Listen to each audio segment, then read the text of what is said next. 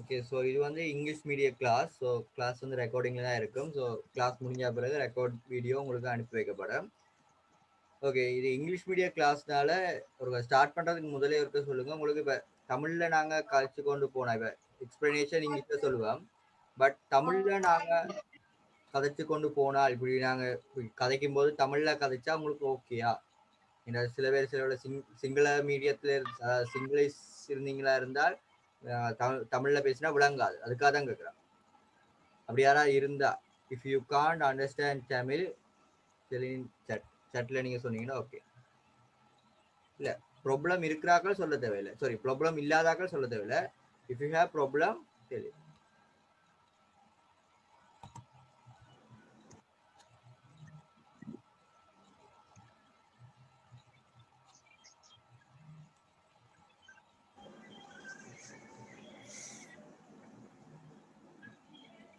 Okay, I think most of no have problem. So நிறைய பேருக்கு problem இருக்காது போல தெரியுது. ஸோ பிரச்சனை இல்லை. கேள்விகள் இங்கிலீஷில் நாங்கள் ஷேர் பண்ணுவோம். கேள்விகள் எக்ஸ்பிளனேஷன் எல்லாம் இங்கிலீஷ்லேயே சொல்லுவோம். கேள்விகள் இங்கிலீஷ் மீடியத்தில் சாரி எனது இங்கிலீஷ்லேயே இங்கிலீஷ் கேள்விகளை செஞ்சு கொண்டு போவோம். அதனால பிரச்சனை இருக்காது. தமிழ் மீடிய கிளாஸ் முடிஞ்சிருச்சு. தமிழ் மீடிய கிளாஸ் வந்து 6:30 to 8:30 நடந்தது. ஸோ தமிழ் மீடிய கிளாஸ் முடிஞ்சிருச்சு. தமிழ் மீடிய ஸ்டூடெண்ட்ஸ் யாராவது இருந்தீங்கன்னா லீவ் ஆயிருங்க. பிகாஸ் உங்களுக்கு விளங்காது. You can't here. எத்தனை பேர் இருக்காங்க தமிழ் மீடியம்? ஒரு ஆள் மெசேஜ் பண்ணியிருந்தது போல. ஓகே, நாங்கள் ஸ்டார்ட் பண்ணுவோம். தமிழ் மீடிய கிளாஸ் 6:30 to 8:30 சக்ஸஸ்ஃபுல்லாக முடிஞ்சு. தமிழ் மீடிய கிளாஸில் வந்து கிட்டத்தட்ட 100 பேர்கிட்ட வந்திருந்தாங்க. அதாவது மேக்ஸிமம் பேர் 100 ஒருக்கா வந்துருச்சு.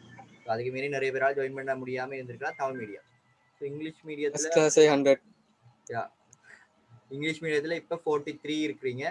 ஸோ ஓகே, பிரச்சனை இல்லை. இங்கிலீஷ் மீடியம் க்ரௌட் குறைவு தானே. ஓகே, ஸோ நாங்கள் ஸ்டார்ட் பண்ணுவோம். ஃபர்ஸ்ட் கேள்வியிலேருந்து கேள்வியாக ஸ்டார்ட் பண்ணி செஞ்சு கொண்டு போவோம்.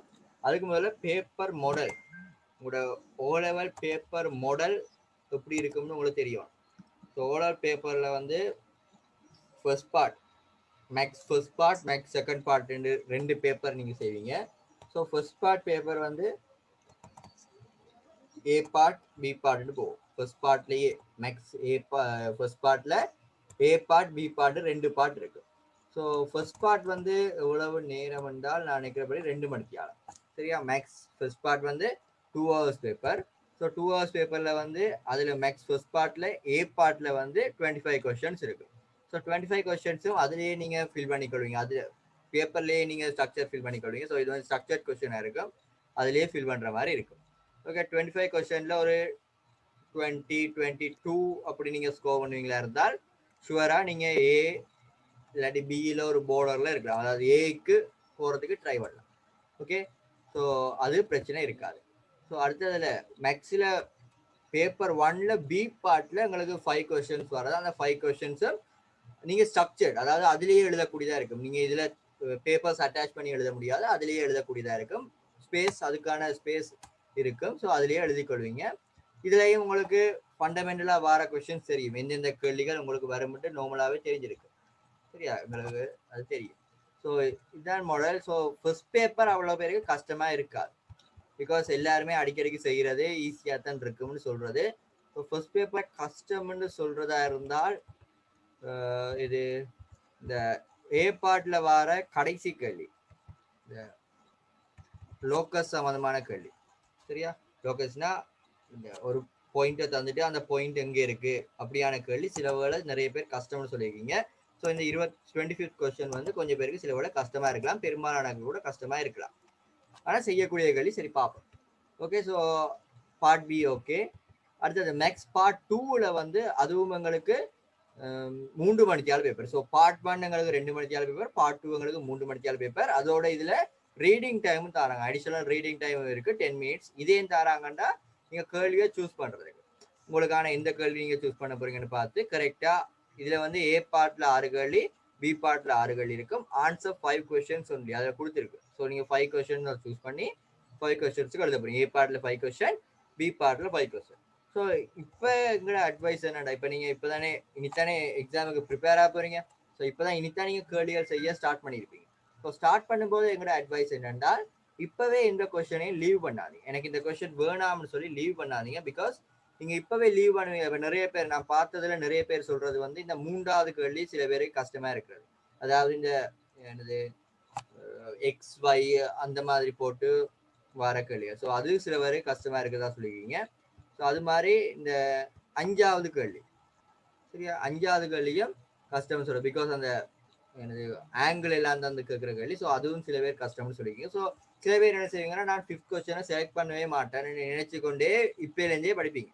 அப்படி இருக்க வேணாம். ஏனென்றா சப்போஸ் உங்களுக்கு 5th கொஸ்டினை நீங்க செஞ்சு பழகுங்க. அது ஒன்றும் கஷ்டம் இல்லையே. ஓலவல் இன்னொரு உங்களை மாதிரியே இருக்க இன்னொரு ஓலவல் ஸ்டூடெண்ட் தான் இந்த கேள்வி எடுத்து செய்ய போறாங்க. அவ்வளோ கஷ்டமா இருக்கா. நீங்க அந்த பாடத்தை ஏதோ விளங்குறதுல ஏதோ பிரச்சனை இருந்தா மீனிங். ஸோ அதை விளங்க ட்ரை பண்ணுங்க. நிச்சயமா உங்களுக்கு அதை அண்டர்ஸ்டாண்ட் பண்ணக்கூடியதா இருக்கும். ஸோ ஏன் இதை எப்படி சொல்ற மாதிரி இருந்தால், அங்க அடுத்த கேள்வியிலையும் நிறைய பேர் சொல்றது இந்த 8th கொஸ்டின் நாங்க விட்டுருவோம். 8th கொஸ்டின் இது இந்த வரைகிறது அமைப்பு தொடர்பான கேள்விகள். ஸோ நாங்க வரைகிற கேள்விகள் அதுக்காக நாங்க தேவையில்லைன்னு சொல்லி விட்டுருவோம்னு நிறைய பேர் சொல்லியிருக்கீங்க. நான் கேட்ட வரைக்கும், நானும் கிளாஸ் எடுக்கிறேன். ஸோ அது வரைக்கும் சொல்லியிருக்கீங்க.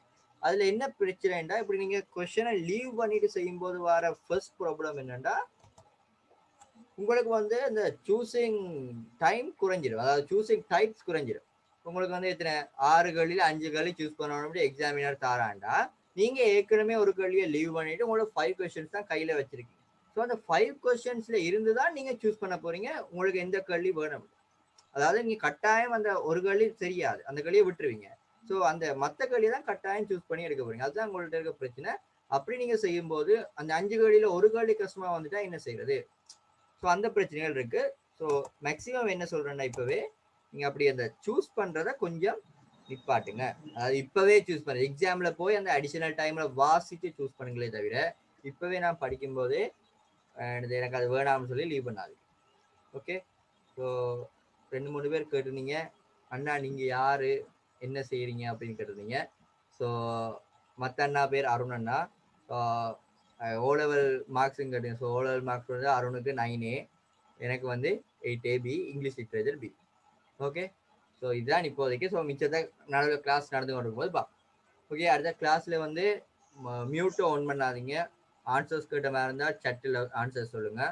ஸோ எல்லா கேள்விகளுக்கும் எல்லாரும் ஆன்சர்ஸ் சொல்ல ட்ரை பண்ணுங்க. பிகாஸ் உங்களோட ஆன்சர் பிள்ளையா இருந்தாலும் பரவாயில்ல, பட் ஆன்சர் உண்டா சொல்ல ட்ரை பண்ணுங்க. சரியா? நிச்சயமா இந்த இது யூஸ்ஃபுல்லா இருக்கும். 40 மினிட்ஸ்ல இது கட் ஆகாம இருந்தால், ஏன்னா 40 மினிட்ஸ்ல கட்டாயம் கட்டாகும். ஜூம் வந்து 40 மினிட்ஸ்ல எண்ட் ஆகும். எண்ட் ஆகினா திருப்பி இதே மீட்டிங் ஐடியில ஜாயின் பண்ணுங்க. ஓகே இருக்கு. யா வாட்ஸ்அப் குரூப்பை பற்றிலாம் கதைப்போமா? இது ஃபர்ஸ்ட் நாங்கள் டிரெக்டாகவே கேள்விக்கு போவோம். ஆன்சர் தெரிஞ்சா கூடுதலா சொல்ல பாருங்க. ஏன்னா நீங்க லைவ் கிளாஸ்ல வந்து கூட ஆன்சர் சொல்ல மாட்டீங்க. இதுல நாங்க ஆன்சர் பிள்ளையா இருந்தாலும் நாங்க நேம் வாசிச்சு மென்ஷன் பண்ண மாட்டோம். ஸோ ஆன்சர் சொல்லுங்க. ஆன்சர் சொல்லும் போது இப்ப நீங்க பிரைவேட்டாவும் சொல்லலாம். இப்ப உங்களுக்கு ஆன்சர் சொல்ல எனக்கு பப்ளிக்கா சொல்ல பிடிக்கல, அதாவது நான் சில பிள்ளையா சொல்லிடுவேன் பயமா இருந்தா பிரைவேட்டாவும் சொல்லலாம். பிரைவேட்டா சொல்லும் போது கேள்வி கேட்கிற அண்ணாக்கு சொல்லுங்களேன். இப்ப நான் வாசிக்கிற கேள்வினா எனக்கு சொல்லுங்க ஆன்சர். அருண் அண்ணா கேள்வி வாசிக்கிறேன்னா அருண் அண்ணாக்கு சொல்லுங்க ஆன்சர். சரியா? பிகாஸ் எனக்கு இப்போ என்ன அனுப்பினீங்கன்னா அவருக்கு விளங்காது, நீங்க எனக்கு விளங்கக்கூடாது. ஸோ ஜூம்ல இருக்கிறது கொஞ்சம் போக போக விளங்கும். ஸோ மேபி எல்லாருமே யூஸ் பண்ணி, பிகாஸ் இங்கிலீஷ் மீடியாக்கள் பெரும்பாலும் ஜூம் யூஸ் பண்ணி தான் இருப்பீங்க. இது இப்போ எல்லாம் ஜூம்ல தான் கிளாஸஸ் போய்கொண்டிருக்கும்னு நினைக்கிறேன். Okay. Customs duty of 9% is charged for a certain item that is imported. So வெளியிலேருந்து இம்போர்ட் பண்ணி வர ஒரு சாமானு, வெளியில ஃபாரின்ல இருந்து ஒரு சாமானு ஸ்ரீலங்காக்குள்ள வருதா இருந்தால் கஸ்டம்ஸ் என்ன செய்வாங்கன்னா, கஸ்டம்ஸ்னா தமிழ்ல சொல்றது சுங்கம்னு சொல்றது. சரி, கஸ்டம்ஸ்ல என்ன செய்வாங்கன்னா உங்களுக்கான ஒரு டியூட்டி சார்ஜ் ஒன்று எடுப்பாங்க. அவங்க அந்த வெளியில இருந்து வாரதுக்காக அந்த டியூட்டி சார்ஜ் ஒன்று இருப்பாங்க. டியூட்டி சார்ஜ் பெர்சன்டேஜ் வந்து 9%. If the value of the item is 6,000 rupees, அந்த ஐட்டமோட வேல்யூ வந்து 6,000. ஸோ இப்போ நான் நார்மலாக கேட்குறேன், ஒரு 10,000 மதிப்புடைய ஒரு பொருள், அந்த வேல்யூ வந்து அந்த பொருளோட வேல்யூ வந்து 10,000. சரியா? அப்படின்னா 10% கஸ்டம் டியூட்டியா இருந்துச்சா இருந்தால் கஸ்டம் டியூட்டி ஃபீ எவ்வளவு? ஒரு இது வந்து ஒரு ஐட்டம் வந்து 10,000 rupees. ஸோ அதில் வந்து கஸ்டம் டியூட்டி பெர்சன்டேஜ் வந்து 10%. அப்படியா இருந்தால் கஸ்டம் டியூட்டி ஃபீ எவ்வளவு? அதே மாதிரியான ஒரு கேள்வி தான் இருக்கு. ஸோ அது எவ்வளவு? 1000.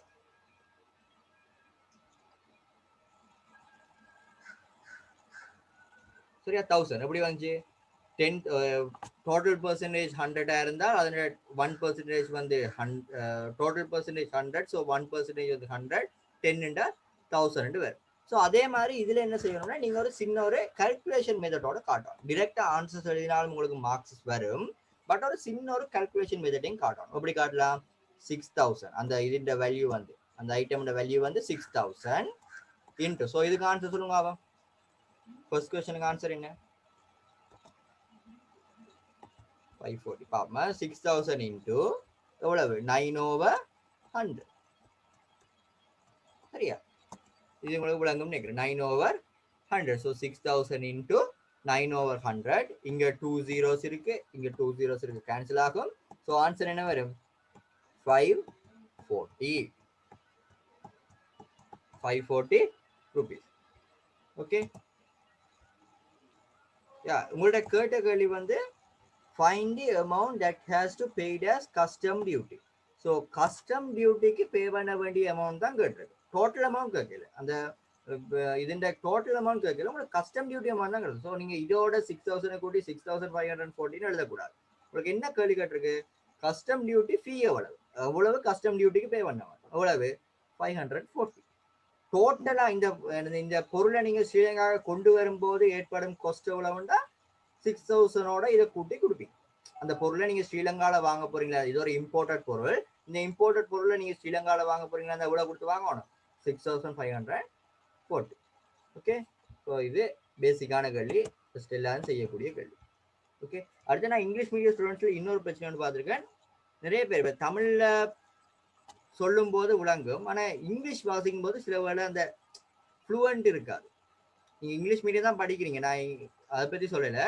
பட் நீங்க கிரேட் 6லேருந்து இங்கிலீஷ் மீடியம் படித்தாலும் அந்த சென்டென்ஸை கொஞ்சம் அந்த பெருசாக வந்தோடனே, சென்டென்ஸ் அந்த ஒரு கோர்வையாக வந்தோடனே அதை வாசிக்கும் போது அதுல இருந்து மீனிங் கன்வே பண்றது உங்களுக்கு சில கஷ்டமா இருக்கலாம்.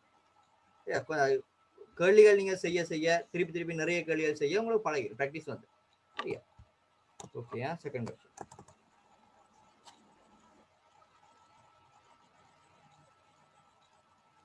Second question வந்து find the factors for the equation x squared plus 3x minus 10. So இந்த கொஸ்டின் வந்து நாங்கள் ஹேண்டில் பண்ணுறது எப்படின்னா, ஸ்க்ரீன் பிளாங்கு தானே எல்லாருக்கும்? ஓகே, இதில் வந்து நாங்கள் எப்படின்னா இப்போ இதில் ஈக்குவேஷன் வந்து X square plus 3x minus 10. So நாங்கள் இப்போ இதில் பார்க்க வேண்டியது வந்து எக்ஸ் ஸ்கொயர்டுக்கும் மைனஸ் 10க்குமான பெருக்கம், அதாவது வந்து மல்டிபிள் வந்து மைனஸ் 10x ஸ்கொயர். அந்த மைனஸ் 10x ஸ்கொயர் எப்படி வந்தது?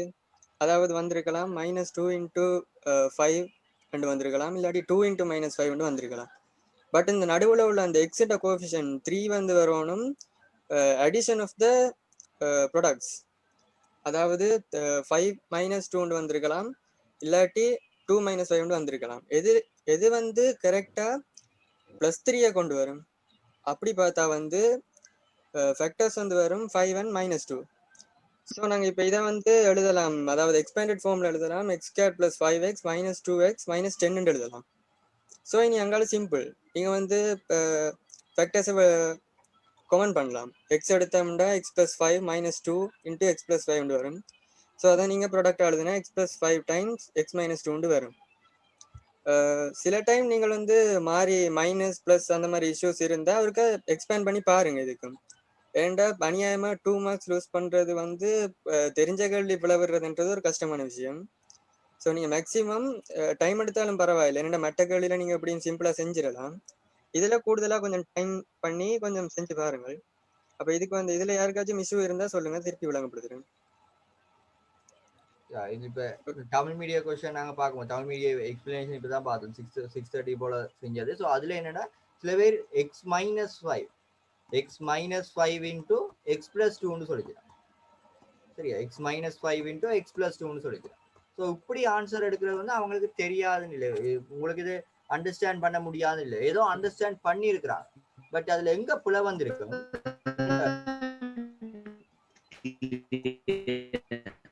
இத மைக்க மியூட் பண்ணிக்கொள்ளுங்க. ஓகே, ஸோ இதுல எங்க பிழை வரும்டா, நீங்க இதை அண்ணா சொன்ன மாதிரி செஞ்சா பிறகு சும்மா எக்ஸ்பேண்ட் பண்ணி பாருங்க. எக்ஸோட பெருக்கினா x², இந்த எக்ஸ் பிளஸ் டூவோட பெருக்கினா எவ்வளோ வரும்? X plus two. ஸோ இதோட பெருக்கினா -5 -5x அங்கே +2x -5x அப்படி இருக்க பார்த்தீங்கன்னா உங்களுக்கு எக்ஸ்பென்ஷன் விளங்கிடும். அப்போ நீங்கள் பிள்ளையா செஞ்சீங்கன்னா உங்களுக்கு பார்த்துக்கொள்ளும்.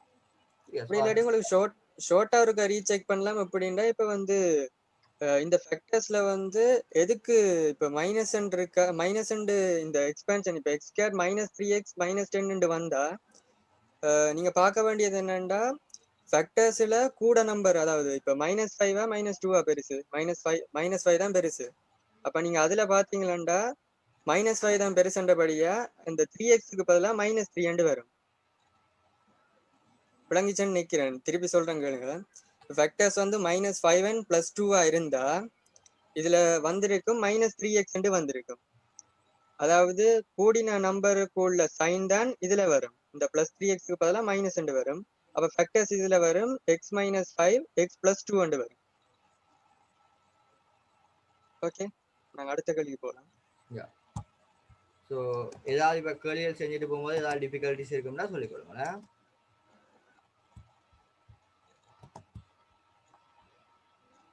நெக்ஸ்ட் கொஸ்டின் அவ்வளோ கஷ்டம் இல்லை. ஆன்சர் சொல்லுங்க அப்போ.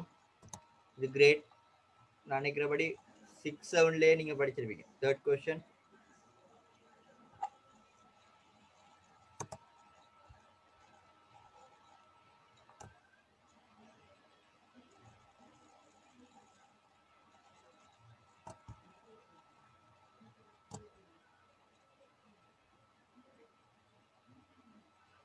மோஸ்ட் எல்லாரும் கரெக்டான ஆன்சர் சொல்லிட்டோம். மோஸ்ட் எல்லாரும் கரெக்டான ஆன்சர் தான் சொல்லியிருக்கீங்க. ஸோ பார்ப்போம் சில பேர் எப்படி டைம் மேனேஜ்மெண்ட் செய்கிறது, எப்படி பேப்பர் செய்கிறதுன்னு சொல்லியிருக்கீங்க. நாங்கள் கடைசியாக கதைப்போம். கிளாஸ் கொஞ்சம் முடிஞ்சு கொண்டு வரும்போது நாங்கள் கடைசியாக கதைப்போம் இப்படி பேப்பர் டைமுக்குள்ளே செய்கிறது. ஓகே, ஸோ இது எப்படி, இது வந்து இன்டீரியர் ஆங்கிள். ஒரு ட்ரையாங்கிளில் இன்டீரியர் ஆங்கிளை கூட்டினா எங்களுக்கு எவ்வளோ வரணும்? 180 வரும். ஸோ உள்ளுக்கு இருக்க எல்லா ஆங்கிளையும் கூட்டுங்க. 100 + x + x = 180. சரியா? 100 + 2x 100 + 2x = 180. Okay, so 2x = 80, x = 14 வரும். சரியா? ஸோ இது விளங்கப்படுத்தணும்னு தேவை நினைக்கிறேன். x = 14 வரும். கட்டாயமா டிகிரி போட்டுக்கணும். நீங்க மேல போட்டு செய்யும் போது டிகிரி போராடிலும் இதுலயும் டிகிரி போட்டுக்கணும். அது போடுறதால கஷ்டம் இல்லையே, அது டிஃபிகல்ட் இல்லையே டிகிரி போடுறது. மேல போட்டு எழுதும் போது இப்ப என்னது 2x + 100 இதுக்கு டிகிரி போடாட்டிலும் பிரச்சனை இல்லை. பிகாஸ் இது ஒரு ஸ்டெப் தானே. ஸ்டெப்புக்கு நீங்க என்னது இதெல்லாம் போடு, என்னது அதுல யூனிட் எல்லாம் போட்டு எழுதுவோம்னா மீனிங் இல்லை. ஆனா கடைசியா கொடுக்க போற ஃபைனல் ஆன்சருக்கு நீங்க என்ன இதோ அதை கொடுக்குவோம், என்ன யூனிட்டோ அதை கொடுக்குவோம். சரியா? ஸோ இதுகளுக்கு டிகிரி போடாட்டிலும் பிரச்சனை இல்லை. கடைசி ஆன்சருக்கு 40 டிகிரினா ஆன்சருக்கு போடுவோம். சரியா? இது விளங்குறீங்க நினைக்கிறேன். ஒரு டேங்கிள் இன்டீரியர் ஆங்கிளை கூட்டிக் கொண்டா 180 வரும். Okay, so next question. Fourth question is if it is given that log of base 2 to a equal to 5, write the value of a as the power of 2. So இந்த question பார்க்கறதுக்கு முன்னால நான் ஒரு, அதாவது லொகாரிதம்ஸ்ல வர்ற உங்களுக்கு தெரிஞ்சிருக்கும் காமன் ஒரு ஃபார்முலா மாதிரி இருக்குது. இப்போ log of n பேஸ் வந்து m இருந்தா that's equal to a என்றா அதை நாங்கள் எழுதலாம் n to the power a equal to n என்று. அண்ட் இன்னொன்று இருக்குது log of mn to the base a equal to அதை வந்து எழுதலாம் நாங்கள் sum of m plus n என்று எழுதலாம். log of m to the base a plus log of n to the base a. Similarly, log of m over n to the base a எழுதலாம் subtraction of m and n. That's log of m to the base a minus log of n base a. இது most எல்லாருக்கும் தெரிஞ்சிருக்கும். இது வந்து என்னண்டா இப்போ எம்முக்கு ஒரு power என்னன்னு இருந்தா அந்த பவரை வந்து நாங்கள் முன்னுக்கு கொண்டு வரலாம். ஸோ அப்படி எழுதணும்டா n log m to the base a என்று வரும். அதே மாதிரி எல்ஜி என்று இருந்தால் அது வந்து ஒரு காமன் ஃபார்ம். எல்ஜி என்றா log base 10 தான் நாங்கள் எல்ஜின்னு சொல்றது. அப்போ log of 100 base 10 அது 2 தெரிஞ்சிருக்கும். ஸோ நாங்கள் இப்போ அந்த கொஸ்டின்ல பார்த்தோம்டா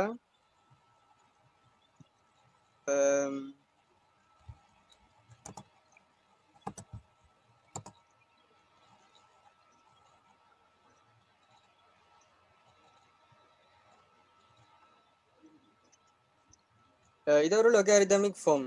அதாவது log of a to the base 2 equal to 5 உண்டா இதை நாங்க எக்ஸ்போனன்ஷியல் ஃபார்ம்ல எழுதலாம். That's 2 to the power 5 equal to a. நாங்க முதல்ல அந்த தியரியில பார்த்த மாதிரி 2 to the power 5 equal to a. இதுல கேட்டிருக்கிறாங்க நாங்க ஏ தான் கண்டுபிடிக்கணும். சரி ஏ இப்போ ஆன்சர் டிரெக்டா வந்துட்டுது.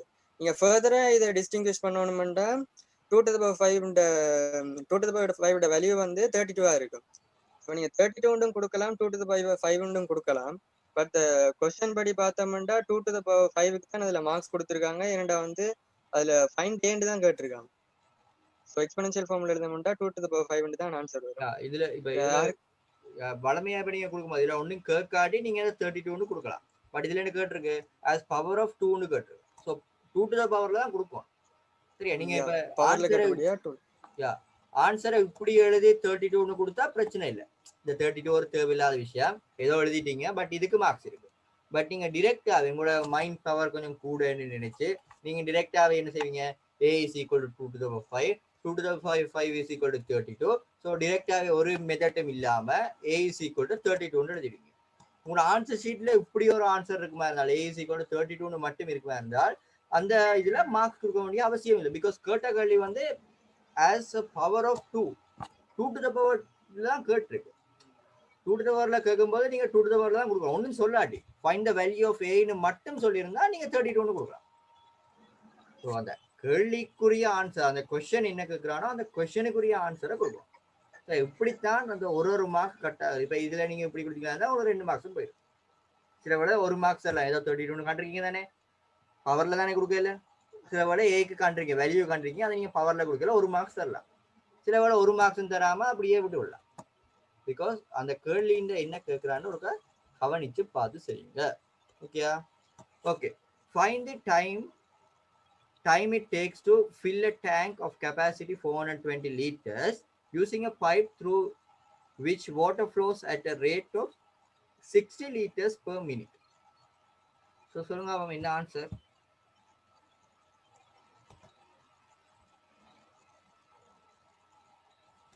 யா 7 minutes. எப்படி வந்தது? ஸோ இது பேசிக்கான கேள்வி. ஒரு டேங்கின் கெப்பாசிட்டி வந்து 420 லிட்டர். கெப்பாசிட்டினா என்ன? அதுக்குள்ள நாங்க மேக்சிமம் ஊற்றக்கூடிய வாட்டர், அது மேக்சிமம் கொள்ளக்கூடிய அளவு, அது எவ்வளவு கெப்பாசிட்டி, அதாவது அதோட அளவு எவ்வளவு, சரி, அதான் கெப்பாசிட்டி. ஸோ கெப்பாசிட்டி வந்து 420 லிட்டர்ஸ். ஓகே. ஒரு பைப்பால நாங்க விடுறோமா ஒரு மினிட்டுக்கு 60 லிட்டர். ஸோ ஒரு மினிட்டுக்கு 60 லிட்டர்னா செகண்ட் மினிட்டுக்கு 120 லிட்டர் அதுல நிறைஞ்சிருக்கு. அந்த டேங்க்ல 120 லிட்டர் வந்திருக்கு. தேர்ட் மினிட்டுக்கு 180. ஸோ அப்படி எவ்வளவு மினிட்ஸ் தேவைன்னா கேட்டு.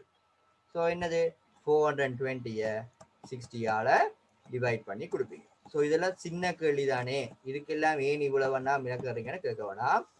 சின்ன கேள்வியிலையும் புலவராக்கள் இருக்கிறீங்க. இந்த 420 சுருக்கி போட்டு 7 மட்டும் கொடுத்தா ஒரு மார்க்ஸ் தான் வரும். சரியா? 7 கொடுத்தா ஒரு மார்க்ஸ் தான் வரும். ஸோ ஏன் இல்லை, ஏன் கேள்வியை பாருங்க. Find the time it takes to fill. So find the time it take to ஃபில்னா அவங்க சொல்லலை மினிட்ல ஃபைன் பண்ணுங்க, ஹவர்ஸ்ல ஃபைன் பண்ணுங்க, ஒன்றும் சொல்லல. ஸோ இதுல நீங்க 7 மட்டும் கொடுத்தா ஆன்சர் கொடுக்கல, மார்க்ஸ் கொடுக்கல. 7 மினிட்னு எழுதுவோம். இது கட்டாயம். யூனிட் போடுறது கட்டாயம். எல்லா இடத்துலையுமே ஸ்பெசிஃபிக்கா நீங்க யூனிட் போட்டுக்கொள்ளுங்க. அதே சின்ன கேள்வியா இருந்தாலும் சரி, நீங்க பின்னுக்கு பார்க்குற எஸ்ஏ கொஸ்டின்ஸா இருந்தாலும் சரி, கட்டாயம் யூனிட் போட்டுக்கொள்ளுங்க. சரி, அந்த ஹேபிட்டை கொண்டு வாங்க. இது சுருக்கும் போது இதை நீங்க சிம்பிளிஃபை பண்றீங்க தானே, இதுல யூனிட் போட வேண்டிய இன்டென்ஷன் இல்லை. சரி, ஃபைனல் ஆன்சருக்கு யூனிட்டை போட்டு எழுதி கொடுங்க. ஏன்னா ஃபைனல் ஆன்சருக்கு தான் யூனிட்டோட மார்க்ஸ் வரும். மேலே இருக்கிறதுக்கு யூனிட்டோட மார்க்ஸ் பெருசா போடுறது. ஓகே.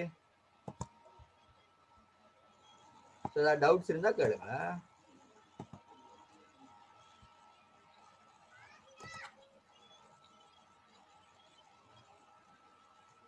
அடுத்த கேள்விக்கு போகும்போதுலே ஆன்சர் வந்துடுவீங்க. ஓகே, நல்ல விஷயம். சரி, இப்போ அடுத்த கேள்வி பார்த்தோம். 6th question பார்த்தோம்னா the points a, b, c and d lie on the circle shown in the figure. Angle ABC equal to 100 degrees and CAB equal to 30 degrees. Find the value of x. இதில் நிறைய பேர் 2 விதமான answer போட்டிருக்கீங்க. நான் அந்த 2 விதமான ஆன்சரையும் உங்களுக்கு classify பண்ணி காட்டுறேன். ஓகே ஓகே ஃபர்ஸ்டா எல்லாம் செய்யறது வந்து இந்த ஆங்கிளை காணுவீங்க, அதாவது ஏசிபியை காணுவீங்க. ஏசிபி வந்து இந்த ட்ரையாங்கிள் ஏசிபியை பார்த்தோம்னு சொன்னா இது வந்து 30 டிகிரிஸ், இது 100 இது பார்த்தோம்னா 50 டிகிரிஸ் வரும் ஆங்கிள் ஏசிபி. நீங்க என்னது மெட்ஸ்ல ஜியோமெட்ரியில ஒரு தியரம் ஒன்று படிச்சிருப்பீங்க. அதாவது இந்த ஆங்கிள், இந்த ரெண்டு ட்ரையாங்கிளும் அந்த சர்க்கிள்ட சர்க்கம்ஃபரன்ஸ்ல சப்ஸ்டண்டா இருந்தா அந்த ரெண்டு ஆங்கிளும் ஈக்குவல்னு பார்த்துருப்பீங்க. அப்ப இதன்படி பார்த்தா நீங்க சொல்றது ரெண்டு விதமான ஆன்சர் சொன்னீங்க. ஒன்று எக்ஸ் ஈக்குவல் டு 5 டிகிரிஸ்ன்னு சொன்னீங்க, இன்னொரு ஆள் சொன்னீங்க எக்ஸ் ஈக்குவல் டு 15 மட்டும். இப்ப இதுல எது சரியான விடன்னு நீங்க நினைக்கிறீங்க? டெக்ஸ்ட் பண்ணுங்க பாப்போம். எக்ஸ் ஈக்குவல் டு 50 டிகிரிஸா எக்ஸ் ஈக்குவல் டு 50 ஆண்டு?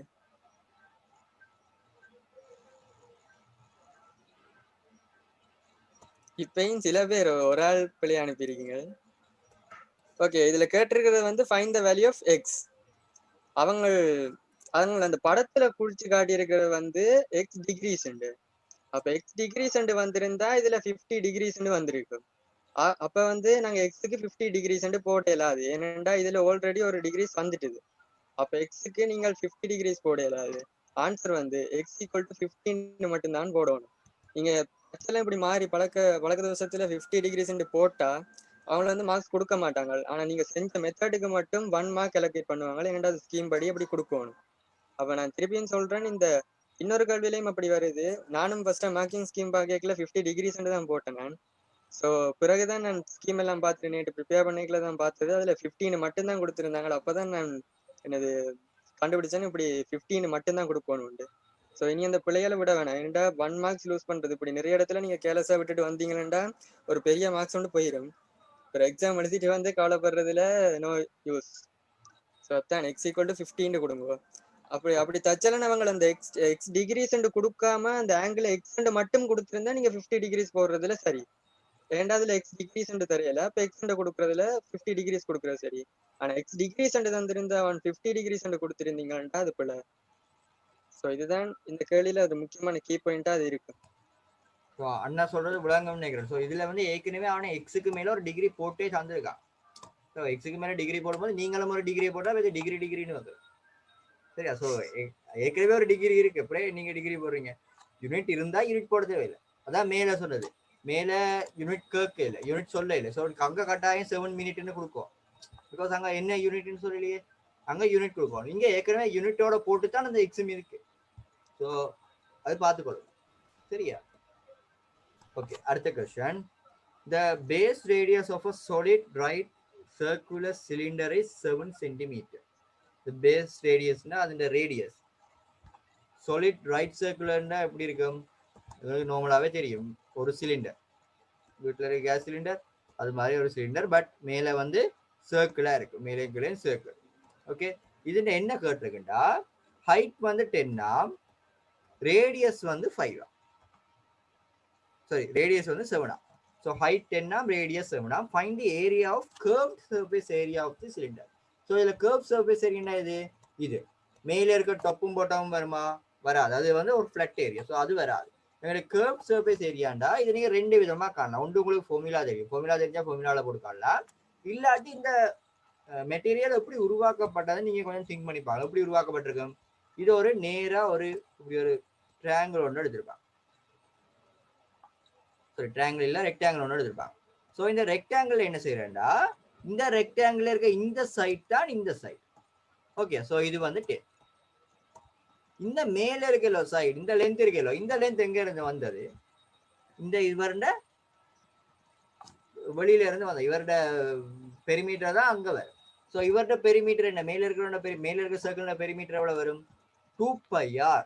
ஸோ மேல இருக்க பெரிமீட்டர் வந்து 2πr. ஆருக்கு பதிலாக 7, 5க்கு பதிலாக 22/7. ஸோ இதுல 2πr வரும். ஸோ அந்த கர்வ் சர்ஃபேஸ் ஏரியா எப்படி வந்தா 2πr இன்டூ h எழுதும். 2πr into h. ஸோ அதாக்கி தானே கர்வ் சர்ஃபேஸ் ஏரியான்னு டிரெக்டா கேட்டா நீங்க 2πr இன்டூ h போடணும். உங்களுக்கு சப்போஸ் கன்ஃபியூஸ் வரலாம், இது 2πr இன்டூ h இல்லாட்டி πr² இன்டூ h. கன்ஃபியூஸ் வரும் தானே? 2πr into h, πr² into h. So surface ஏரியாண்டா என்னத்தில் எழுதணும்? மீட்டர் ஸ்கொயர்ல எழுதணும். அது தெரியும் தானே? சர்ஃபேஸ் ஏரியாண்டா மீட்டர் ஸ்கொயர், ஒரு பரப்பளவு ஏரியா. ஸோ அது வந்து மீட்டர் ஸ்கொயர்ல தான் வரும். எழுதி பார்ப்போம். ரெண்டே 2πr h எழுதி பார்ப்போம். 2 into 5 into R into H. Okay தானே? ஸோ இந்த 2 இன்டூ பைக்கு ஏதாவது யூனிட் இருக்கா? இல்லை, அது வந்து யூனிட் இல்லாத நம்பர். ஓகே, ஆருக்கு யூனிட் என்ன? மீட்டர். ஹெச்சுக்கு யூனிட் என்ன? மீட்டர். சரியா? அப்ப ஆருக்கு மீட்டர் தான், ஹெச்சுக்கு மீட்டர் தான். மிச்ச வெங்காயம் என்ன இருக்கு? அடுத்தது மற்றது என்னது? Pi r square into h. அப்ப இங்க பைக்கு யூனிட் இல்ல, r square. So metre square into metre. விளங்கும் நினைக்கிறேன். So metre square into metre. So இதுண்ட யூனிட் என்ன வரும்? மீட்டர் கியூப் வரும். இவர் தான் மீட்டர் ஸ்கொயர் வரும். ஓகே. ஸோ இது வந்து மீட்டர் கியூப். ஸோ இவர் வராது, இவர் வந்து வால்யூம். அது சம்திங் ஏதோ ஒன்றுனா வால்யூம். இவர் தான் என்ன, எங்களுக்கு என்னவா இருக்க போறார்? சர்ஃபேஸ் ஏரியாவா இருக்க போறார். ஏரியானா மீட்டர் ஸ்கொயர்ல வரணும். ஸோ 2πr தான் ஈக்குவேஷன். இப்படி ஒரு மெத்தட்லையும் ஞாபகம் வச்சுக்கலாம், இல்லாட்டி டிரெக்டாகவே உங்களுக்கு ஞாபகம் இருந்தால் ஞாபகம் வச்சுக்கலாம். ஸோ என்ன வரும்? 2 இன்டூ 22/7 இன்டூ, ஸோ கட்டாக போகுதுன்னு நினைக்கிறேன், கட்டாயினா திருப்பி ஜாயின் பண்ணுங்க. 22/7 இன்டூ ஆர் எவ்வளவு? 7 இன்டூ 10. ஓகே. ஸோ இந்த 7 கேன்சல் ஆக 2 இன்டூ 22 44 இன்டூ 10 440 யூனிட் கொடுக்கணும். யூனிட் என்னது? Centimetre square. Okay, 440 centimetre square. Okay. So 40 minutes முடிஞ்சு. ஸோ எண்டா போகுதுன்னு நினைக்கிறேன். ஸோ என் பண்ணிட்டு திருப்பி ஜாயின் பண்ணுங்க. மிச்சக்கடியை கன்வியூஸாக பார்ப்போம். அந்த கேள்வி விளங்கி இருக்குன்னு நினைக்கிறேன். முதல் பார்த்த கேள்வி 2πr into H. Okay. So இதில் கன்ஃபியூஸ் பண்ணக்கூடாது. அது 2πr இன்டூ ஹெச். அந்த சர்ஃபேஸ் ஏரியான்னு வரும்போது உங்களுக்கு யூனிட் வந்து மீட்டர் ஸ்கொயர்ல வரணும். வால்யூம்னு வரும்போது மீட்டர் கியூப்ல வரும். அது இங்கே உங்களுக்கு கன்ஃபியூஸ் ஆகுது, அதான் இதாண்டு கன்ஃபியூஸ் ஆகிட்டு இருந்தால் ஒருக்கு அதை ஜஸ்ட் ஒருக்க ஃபார்முலா ஒருக்கா போட்டு அதில் என்ன யூனிட் வரும்னு பார்த்தீங்கன்னா ஓகே இருக்கு. ஓகே.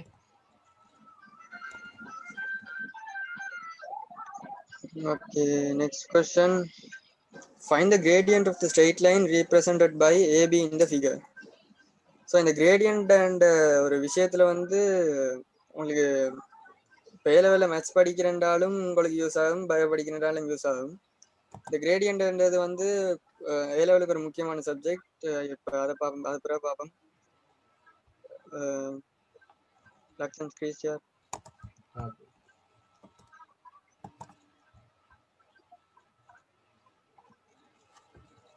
ஓகே, இந்த கிரேடியன்ட் கணக்குல இப்போ நீங்கள் வந்து ரெண்டு விஷயத்துல கன்ஃபியூஸ் ஆவீங்க. ஒன்று வந்து எந்த கோஆர்டினேட்ஸ் எடுக்கணும். இப்போ உங்களுக்கு அந்த ஏபி என்ற லைன்ல வந்து இந்த பிக்கு கிட்ட இருக்கிற கோஆர்டினேட்டும் தெரியாது, இந்த ஏ எங்க இன்டர்செக்ட், ஏ வந்து எக்ஸ் ஆக்சிஸோட எங்க இன்டர்செக்ட் ஆண்ட கோஆர்டினேட்டும் தெரியாது. அப்போ இதுல நீங்க வந்து தெரிஞ்சதுக்குள்ளால தான் நீங்க இதை மூவ் பண்ணணும். இப்போ இதுல எங்களுக்கு என்ன தெரியும்? இதுல 1,4 தெரியும், 2,6 தெரியும். ஸோ ஆப்வியஸ்லி நீங்க அந்த பாயிண்ட்ஸை தான் எடுத்து செய்யலாம். இல்லாட்டி 0,2 எடுத்து செய்யலாம். ஆன்சர் சேம் ஆன்சர் தான் வரும். ஸோ நீங்கள் கிரேடியன்ட்டுக்கு ஈக்குவேஷன் பார்த்தீங்களாண்டா y2 minus y1 over x2 minus x1 தான் கிரேடியன்ட்டுக்கு ஃபார்முலா. நீங்கள் மாற்றி x2 மைனஸ் x1 மேலே போட்டுறாதீங்க, என்னடா பிள்ளையா வந்துடும், ரெசிப்ரோக்கலாக வரும். கிரேடியன்ட்டை ரெசிப்ரோக்கலாக வரும் நீங்கள் x2 மைனஸ் x1 போட்டேன். ஸோ இதில் நான் 2 பாயிண்ட் தெரிஞ்ச பாயிண்ட்ஸை தான் எடுக்கணும், 2,6 அண்ட் 1,4. ஸோ அதில் நான் y1 4 உண்டும், y2 6 உண்டும், x1 1 உண்டும், x2 2 உண்டும் எடுத்திருக்கேன். இனி அதை நீங்கள் கொண்டு போய் ஃபார்முலாவில் போடுறது, போட்டால் 2 வரும். நீங்கள் மாறி x2 minus x1 y2 minus y1 வந்தால் 1/2 வரும். அது பிழை வேண்டா. கிரேடியன்ட்டுக்கு ஈக்குவேஷன் என்னண்டா difference of the y coordinates over difference of x coordinates. இதுதான் கிரேடியன்ட்டுக்கு ஃபார்முலா.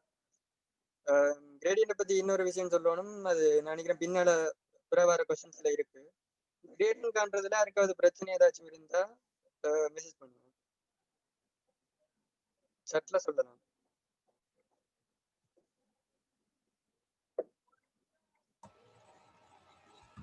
ஸோ விளங்கியிருக்கும் நினைக்கிறேன் இந்த கேள்வி. ஸோ இந்த கேள்வி வந்து நிறைய பேர் கிரேடியன்ட் விளங்காம எப்படி சொல்லுவீங்க.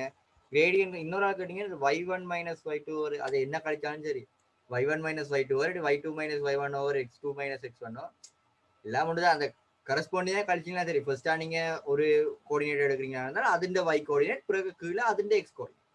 சரியா? y1 minus y2 over x1 minus x2. இதை இன்னொரு மாதிரியும் செஞ்சிருக்கலாம். You have a different way. இதை இன்னொரு மாதிரியும் செஞ்சுக்கலாம். அப்படின்னா இப்போ இதுல வந்து இது என்ன பாயிண்ட், ஒரு பாயிண்ட் தெரியும் சரியா. இன்டர்செக்ட் தெரியுமா இதுல இன்டர்செக்ட் என்னன்னு சொல்லுங்க அப்போ. y7 mx plus clo. So அந்த இன்டர்செக்ட் என்ன இதுல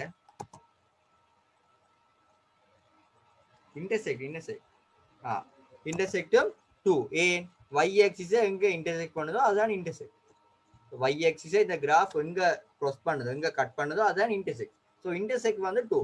so y7 mx plus 2ல y is equal to mx plus c-க்கு பதிலாக என்ன போடலாம் plus 2 போட்டுக்கொள்ளலாம். இது இன்னொரு மெத்தட், அந்த மெத்தட்டும் ஓகே. இது இன்னொரு மெத்தட் plus 2 போட்டுக்கொள்ளலாம். ஸோ போட்டுட்டு இனி ஏதாவது ஒரு கோஆர்டினேட் கொண்டு வந்து இதை சப்ஸ்டியூட் பண்ணுங்க. எந்த கோஆர்டினேட் போடுவோம், ஏதாவது ஒரு கோஆர்டினேட். இந்த கோஆர்டினேட் எடுப்போமா, இந்த கோஆர்டினேட் வந்து 2,6 2,6 முதல்ல எக்ஸ் கோஆர்டினேட் பார்க்கணும், பிறகு y கோஆர்டினேட். ஸோ 2,6. ஸோ எக்ஸுக்கு பதிலாக எவ்வளோ போடணும், 2 போடணும். yக்கு பதிலாக எவ்வளோ போடணும், 6 போடணும்.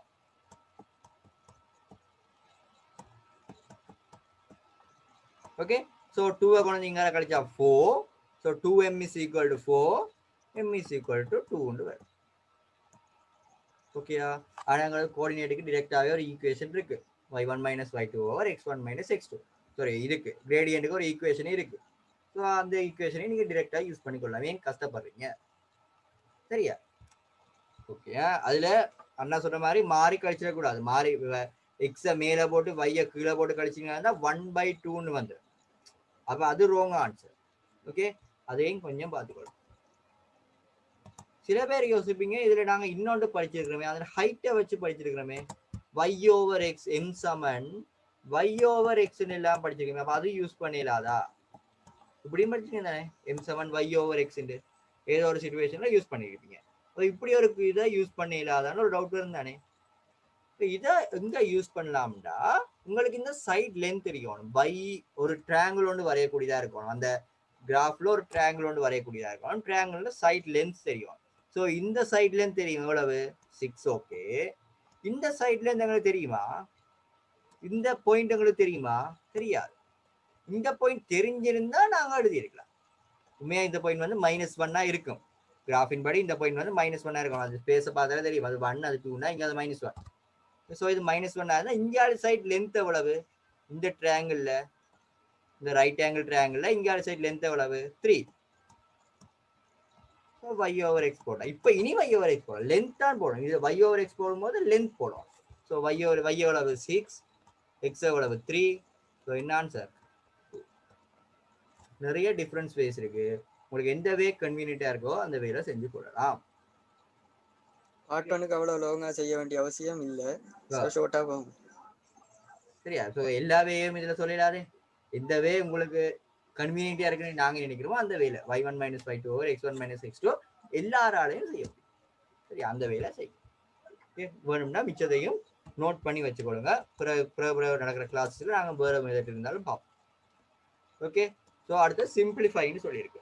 இதுல உங்களுக்கு என்னத்தை மீன் பண்ணி கேட்குறாங்கன்னா, ஒரு டிவிஷனை நாங்க செய்யும்போது, ஒரு நம்பரை இன்னொரு நம்பரா டிவைட் பண்ணும்போது, அதாவது ஒரு ஃப்ராக்ஷன்ஸ் ரெண்டா டிவைட் பண்ணும்போது அதை ரெசிப்ரோக்கலா மாத்துறது. அந்த இப்போ 1/2 1/2 எழுதுற அந்த மெத்தட் தெரியுதான்னு இதில் பார்த்துருக்காங்க. ஸோ இதுக்கு எப்படி வரும், செகண்டா இருக்கிற இந்த ஃப்ராக்ஷனை நீங்க ரெசிப்ரோக்கலா மாற்றுவோம். ஸோ ax/2 இவரை மாத்துறது, அடுத்ததா இருக்கிறதா மாற்றணும் இன்டூ ரெசிப்ரோக்கலா மாற்றும் போது இவர் multiplication ஆகிடுவார், over 4x over 3a வருது. ஓகே. ஸோ ஏயும் கேன்சல் ஆக, இந்த 2ம் கேன்சல் ஆக, இந்த 2 அந்த 4 கேன்சல் ஆக மேலே 2 வரும். ஸோ எவ்வளவு 2x² by 3. ஓகே. அந்த அங்கால இருக்கிறத ரெசிப்ரோக்கலா மாற்ற வேணும். ஓகே, அடுத்த question.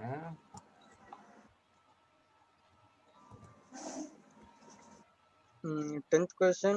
In the figure, the side CB of the right angle triangle ABC is produced to F.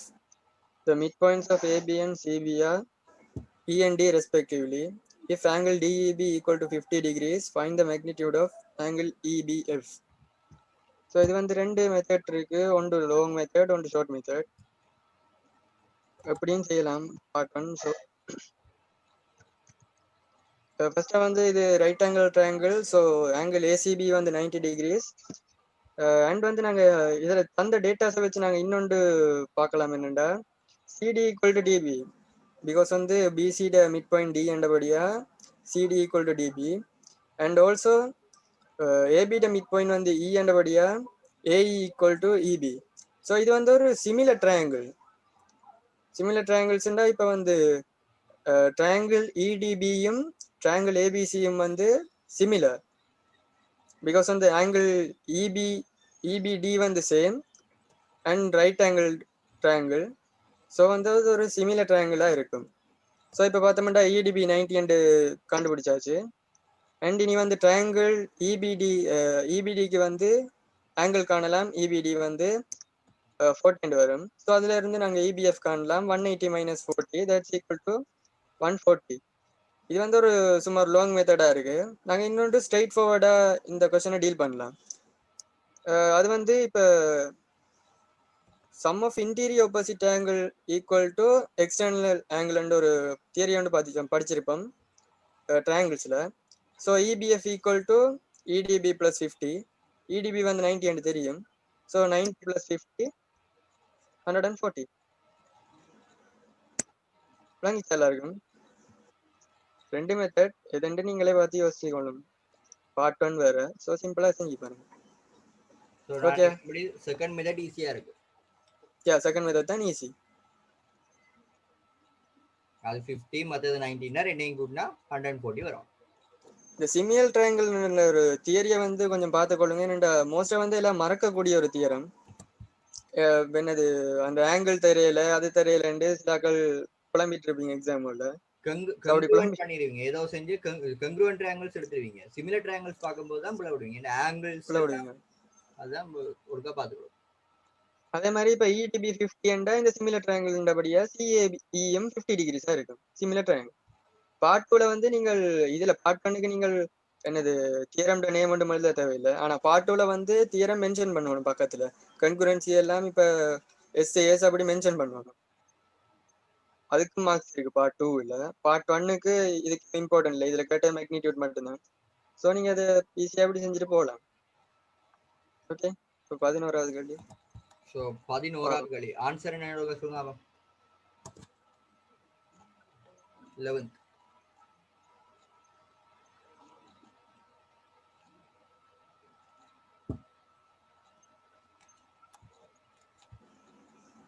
எல்லாரும் சொல்ல ட்ரை பண்ணுங்களேன்.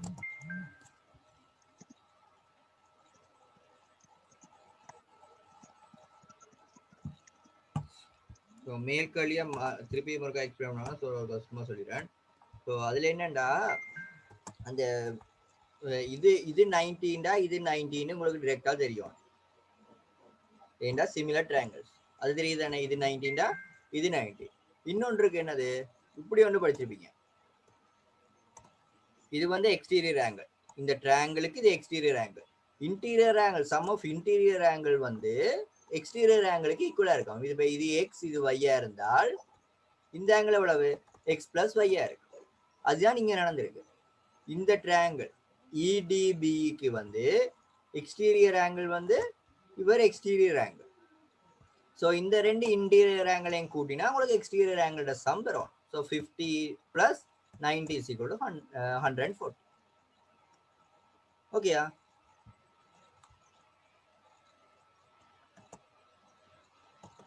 ஓகே, அடுத்த கேள்விக்கு நிறைய பேர் 2 ஆன்சர் சொல்றீங்க. சில பேர் சொல்றீங்க +2 or -2. ஸோ எது ஆன்சர் கொஞ்சம் யோசிங்க. 2 வருமா அல்லது +2 வருமா, அது +2 or -2 வருமா, இல்லாட்டி +2 and -2 வருமா?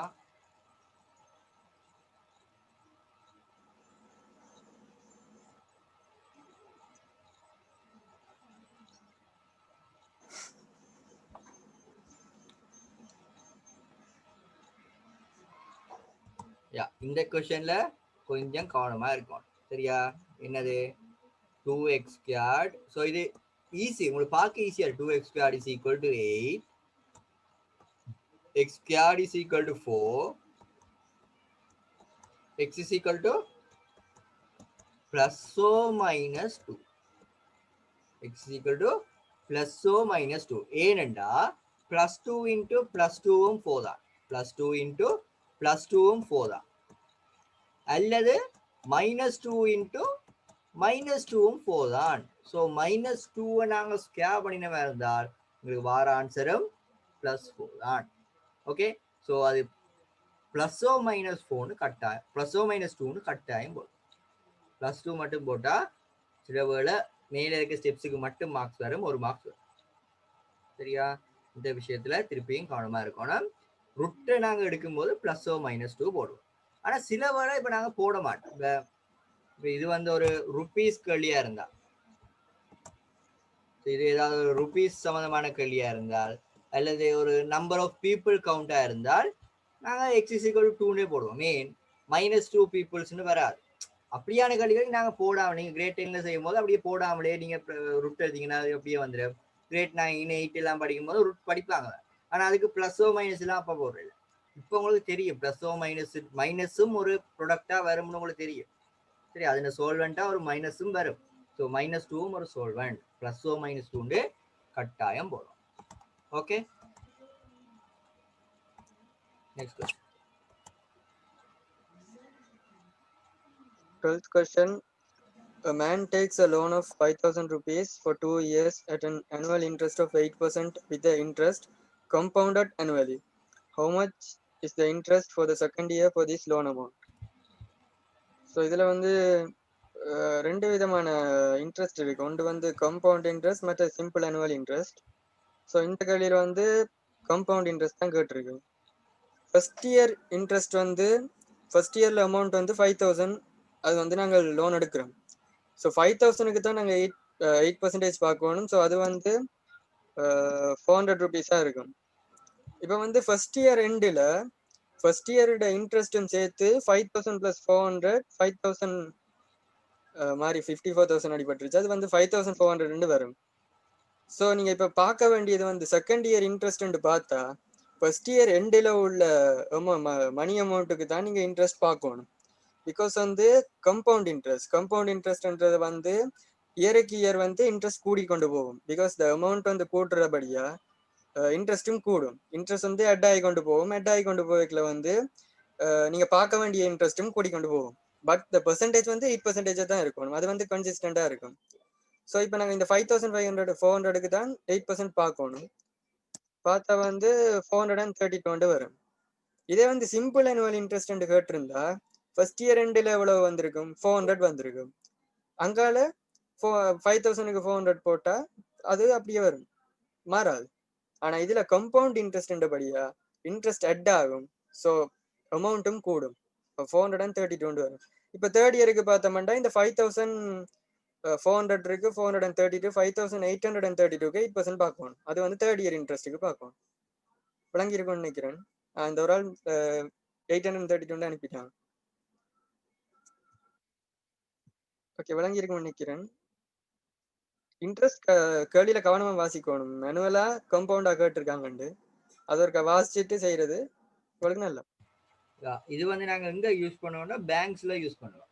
சரியா? பேங்க்ல ஃபிக்ஸ் டிபாசிட்டோ இல்லை சேவிங்ஸ் டிபாசிட்டோ போடும்போது எங்களுக்கு பேங்க் தார இன்ட்ரெஸ்ட் வந்து கம்பவுண்ட் இன்ட்ரெஸ்ட். சரி, எங்களுக்கு வார இன்ட்ரெஸ்ட்டுக்கும் அடுத்த வருஷத்துல எங்களுக்கு வட்டி கணிக்கப்படும். அந்த ஒரு இன்ட்ரெஸ்ட் ரேட் கணிக்கப்படும். ஸோ கேபிட்டலோட அந்த முதல் மாச இன்ட்ரெஸ்டும் சேர்த்து செகண்ட் இயருக்கான கேபிட்டல் வரும். செகண்ட் இயர் கேபிட்டலா அந்த முதல் மாச இன்ட்ரெஸ்ட்டும் நாங்கள் ஏற்கனவே போட்ட கேபிட்டலும் இருக்கும். ஸோ ரெண்டு கம்பவுண்டா இன்ட்ரெஸ்ட் அடுத்த வருஷத்துக்கான இன்ட்ரெஸ்ட் வரும். இதனால கம்பவுண்ட் இன்ட்ரெஸ்ட் சொல்றேன். இது வந்து இன்னொருக்கா சொல்ல சொல்லி கேட்டிருக்காங்க. இப்போ இதுல வந்து நாங்க பார்க்க வேண்டியது interest for the second year கேட்டிருக்காங்க. அப்ப நாங்க இப்ப பார்த்தோம்டா 5,000க்கு தான் இன்ட்ரெஸ்ட் கேட்டிருக்காங்க. அது 5,000க்கு கம்பவுண்டா செகண்ட் இயர் எண்டில் கேட்டிருக்காங்க இவ்வளவு இன்ட்ரெஸ்ட். ஸோ அப்ப நீங்க என்ன செய்யணும்? ஃபர்ஸ்ட் இயர் எண்டில் இன்ட்ரெஸ்ட் எவ்வளோன்னு பார்க்கணும். ஃபர்ஸ்ட் இயர் எண்டில் எவ்வளோ இன்ட்ரெஸ்ட் பார்த்தா 400 rupees ஃபர்ஸ்ட் இயர் எண்டில் வரும். இப்போ செகண்ட் இயருக்கு அந்த அமௌண்ட் மணி அமௌண்ட் ட்ரான்ஸ்ஃபர் ஆகும். அப்போ எவ்வளவு? 5,000 இனிஷியல் அமௌண்ட்லோட இன்ட்ரெஸ்ட்டும் ட்ரான்ஸ்ஃபர் ஆகும். அப்போ 5,400 தான் செகண்ட் இயருக்கு ட்ரான்ஸ்ஃபர் ஆகும். அது வந்து மணி அமௌண்ட். இப்போ இன்ட்ரெஸ்ட் பார்த்தா எவ்வளவு? மணி அமௌண்ட்டுக்கு தான் இன்ட்ரெஸ்ட் பார்க்கணும். 5,400 இன்ட்டு இன்ட்ரெஸ்ட் வந்து 8% போகுமா? 50% பார்த்தா 432 விளங்கி இருக்குன்னு நினைக்கிறேன். மல்டிப்ளை பண்ணி விளங்காட்டி கேளுங்க. பாருங்க. மல்டிப்ளை தான் விளங்குது. மல்டிப்ளை மல்டிப்ளை பண்ணி பாருங்க. அதான் மல்டிப்ளை ஆகும். ஓகேயா? ஸோ 2019 பேப்பர் அவ்வளோ கஷ்டமான பேப்பர் இல்லை. பின்னுக்கு வர கொஞ்சம் கேள்விகள் கொஞ்சம் நல்லா இருக்கு. பார்ப்போமா? So 12th okay. அடுத்து 13. ஆன்சர் சொல்லுங்க. அவன் 13க்கு எக்ஸ் என்ன y என்ன?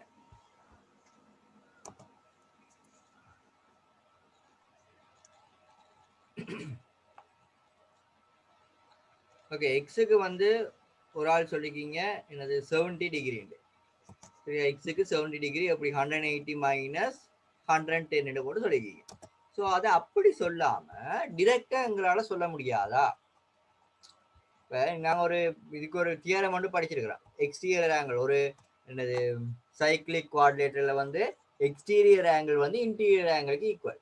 இந்த எக்ஸ்டீரியர் ஆங்கிள் வந்து அதுக்கு எதிராக இருக்கிற இன்டீரியர் ஆங்கிளுக்கு ஈக்குவல். சாரி, இன்டீரியர் ஆப்போசிட் ஆங்கிளுக்கு ஈக்குவல். எக்ஸ்டீரியர் ஆங்கிள் வந்து இன்டீரியர்ல இருக்கிற ஆப்போசிட் ஆங்கிளுக்கு ஈக்குவலா இருக்கு.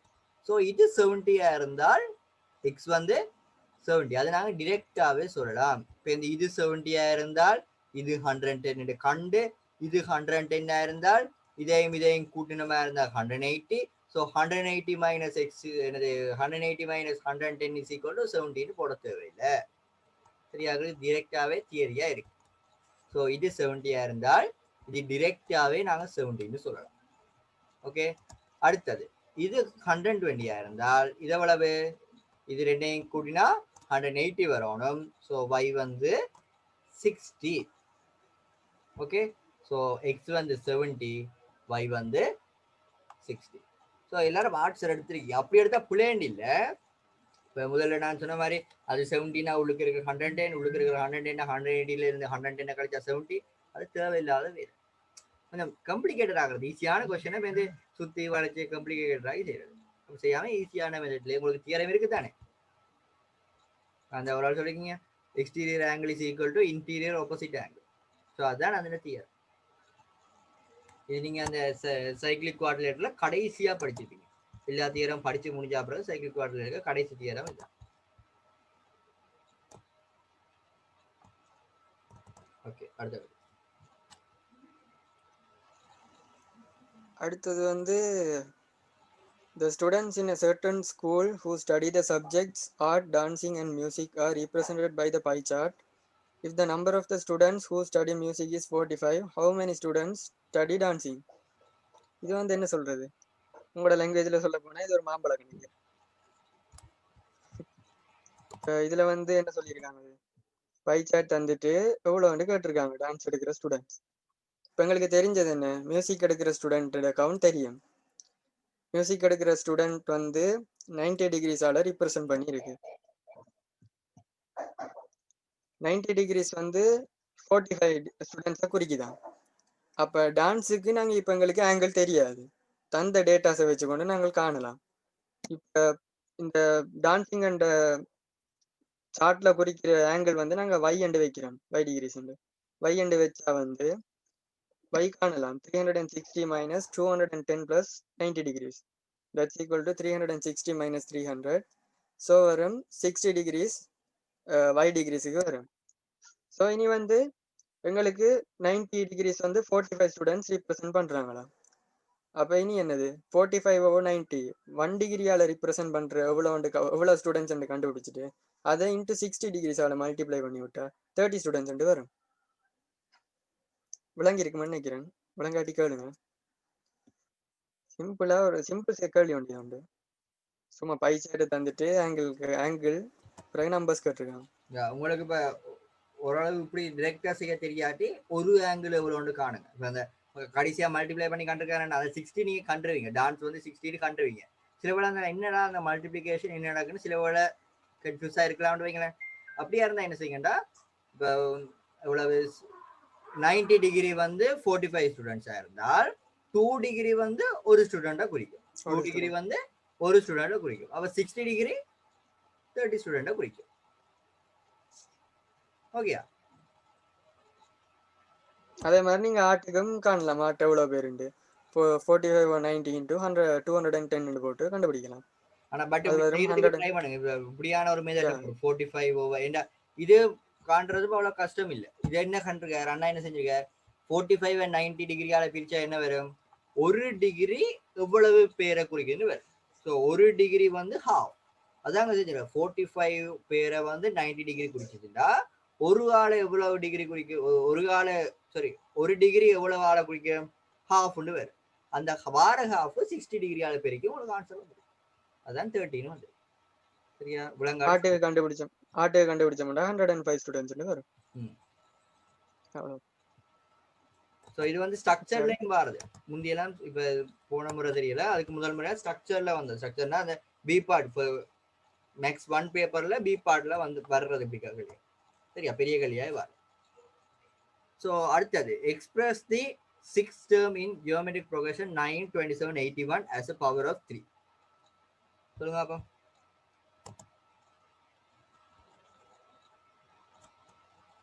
என்னப்பா பேர் கொரோனாடு கூட வச்சிருக்கீங்க? கொரோனா லாக்டவுன்ல படிக்கிறபடியா கொரோனா வச்சிருக்காங்க. அப்படிதான் தெரியுது. கிறிஸ்டா வாரபடியே கொரோனா விட தான். சரி ஓகே. ஸோ எப்படி வந்தது? ஸோ ஜியோமெட்ரிக்கல் ப்ரொக்ரெஷன் எப்படி வரும்? டிஎன் எப்படி எழுதுவோம்? ஏஆர் ஃபார்முலா ஞாபகம் இருக்கணும். ஏஆர் என் மைனஸ் 1 சரியா? ஏஆர் என் மைனஸ் 1. ஓகே. ஸோ இங்கே ஏ எவ்வளவு? 9. ஆர் எவ்வளவு? காமன் ரேஷியோ எவ்வளவு? இங்கே நீங்க 3. ஸோ 3 எத்தனையாவது டேர்ம் எங்கள்கிட்ட கேட்டிருக்கு? எங்கள்கிட்ட கேட்டுக்க டேர்ம் வந்து 6 டேர்ம். ஸோ 6 மைனஸ் 1 போடுவோம். 6 மைனஸ் 1 போடுவோம். ஸோ 5 வரும். ஸோ இந்த 9 எப்படி எழுதலாம்? 3 to the power 2 எழுதலாம் into 3 to the power 5. Okay. 3 to the power 2 into 3 to the power 5. So 3 to the power 7 ஓகேயா? ஏதாவது டவுட்ஸ் இருந்தா கேளுங்களேன்.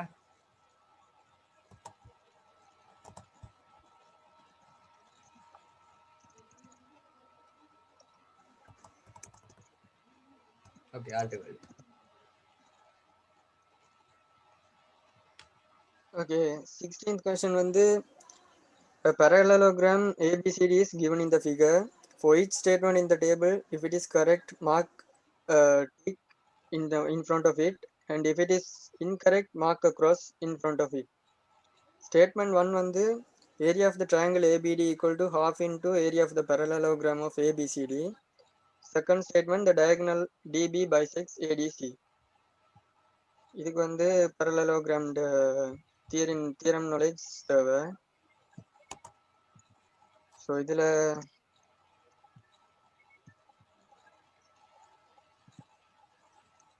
ஓகே. இப்போ இந்த parallelogram ABCDல ஃபர்ஸ்ட் சொல்லியிருக்கிறாங்க ஏரியா ஆஃப் ட்ரையாங்கிள் ஏபிடியா. அது பார்க்கறதுக்கு முன்னால ஏரியா ஆஃப் parallelogram ஏபிசிடி உங்களுக்கு தெரியுமா? அதாவது ஏரியா ஆஃப் parallelogram ஏபிசிடி வந்து half into base into perpendicular height of parallelogram. perpendicular height வந்து நாங்கள் கண்டுபிடிச்சோம்னா டியில இருந்து ஏபிக்கு ஒரு perpendicular லைன் வரையணும். வரைஞ்சா அதுதான் ஹைட்டா இருக்கும். பேஸ் வந்து ஏபி கொடுக்கலாம். சப்போஸ் நீங்கள் இங்க இருந்து பியில இருந்து சிடிக்கு ஹைட் ட்ராப் பண்ணீங்கன்னா சிடியை பேஸ் கொடுப்போம். பட் parallelogram படியா சிடியும் ஏபியும் ஈக்குவலா இருக்கும். ஸோ இதுவும் கொடுக்கலாம்.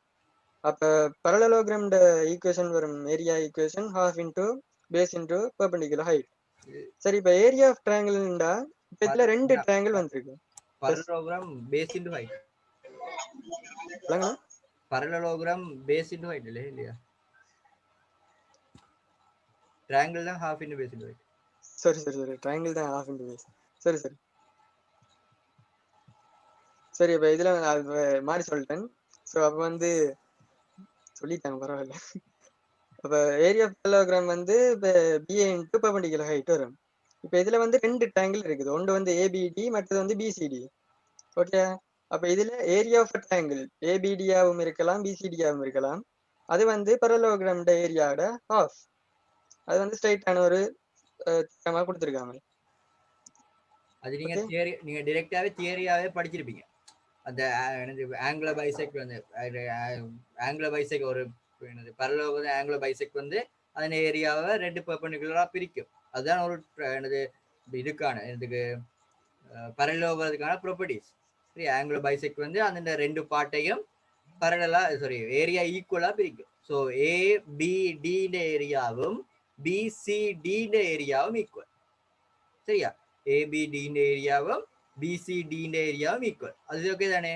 ஸோ மொத்த ஏரியாவோ இது ஒன்று ஏரியா எக்ஸா இருந்தால் மற்ற area x. So 2x equal to இவர். So area half parallelogram. half into parallelogram சமன் ஒரு triangle ஏரியா. ஓகே, யா அதுதான். அடுத்து வந்து the diagonal db bisects ADC ஆம். அது கரெக்டா?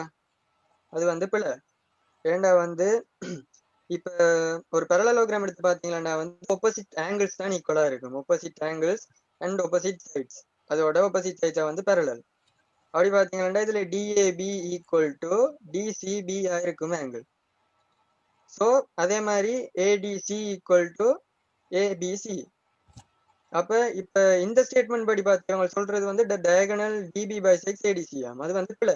ஏண்டா ADCயும் ABCயும் ஈக்குவல் இல்ல. பைசெக்ட் பண்ணணும்டா வந்து இந்த ADBயும் BDCயும் ஈக்குவலா இருக்கணும். அப்படி வராது. அப்படி பார்த்தோம்டா வந்து பிள்ளையா இருக்கும். ஸோ இந்த ஸ்டேட்மெண்ட் பிள்ளை. நீங்க சில நேரம் மாறி போட்டுருவீங்க. என்னது ரோம்பஸ் நினைச்சு இதுக்கு போட்டுருவீங்க ஆங்கிள் பைசெக்ட் பண்ணுதுன்னு. ரொம்ப தான் அப்படி ஆங்கிள் பைசெக்ட் பண்ணும். ஸோ அதே மாதிரி ரோம்பஸ்ல வந்து டயகனல்ஸ் வந்து 90 டிகிரிஸ்ல மீட் பண்ணும்.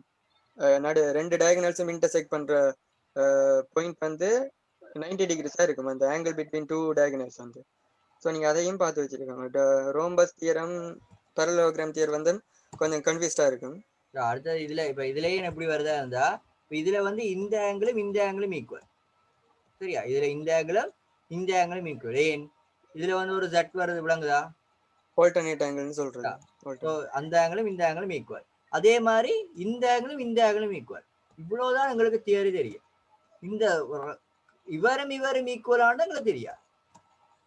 சரியா, அவரும் ஈக்குவலாண்டு உங்களுக்கு தெரியாது. அதுதான் பிரச்சனை. ஓகே, இது கொஞ்சம் முதலாவது சிலவேளை சரி எடுத்திருக்கேன், ரெண்டாவது சிலவேளை பிள்ளை எடுக்கலாம், பார்த்துக்கொள்ளும். என்னை கன்ஃபியூஸ் பண்ணாம பாத்தீங்கன்னா ஓகே. நான் ஏரியா பரலோகிராம் முதல்ல மாறி சொல்லிட்டேன். அதை டிலீட் பண்ணிருங்க மைண்ட்ல இருந்து. டிலீட் பண்ணிட்டு புதுசா உள்ளதை அப்டேட் பண்ணுங்க. Okay okay. இப்போ அடுத்த கேள்விக்கு போவோம். ஸோ அடுத்த கேள்வி வந்து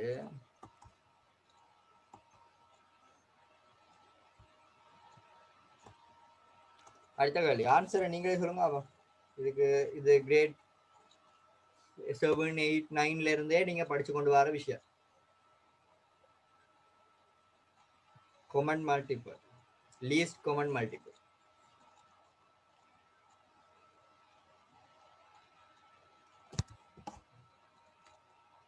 எப்படி வரும்? ஃபர்ஸ்டா இதை வந்து நீங்க பெருசா எழுதணும். இப்போ 3x²னா 3 × x × x.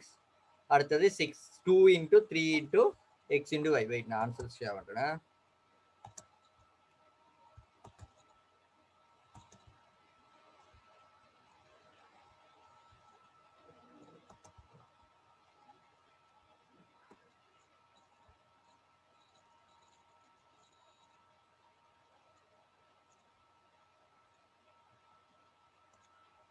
ஓகே, இதான் ஆன்சர். அப்போ ஆன்சர் எப்படி இருக்குண்டு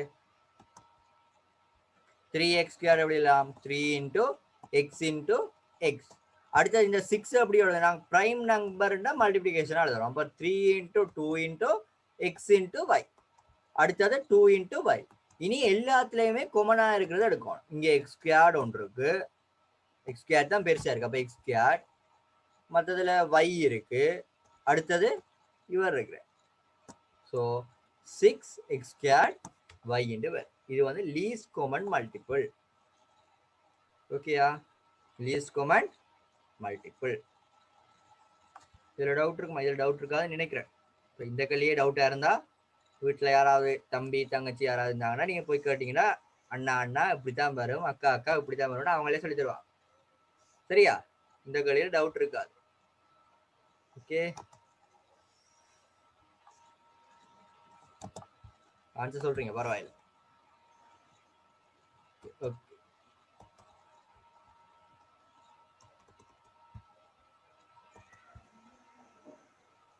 ஸோ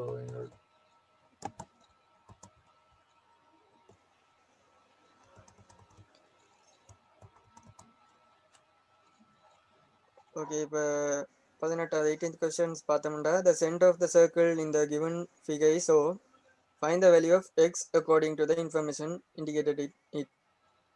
ஸோ இதுவும் ஒரு தியரம் தான், ஜியோமெட்ரி தியரம். இது வந்து தியரம் உங்களுக்கு தெரிஞ்சிருக்கும்.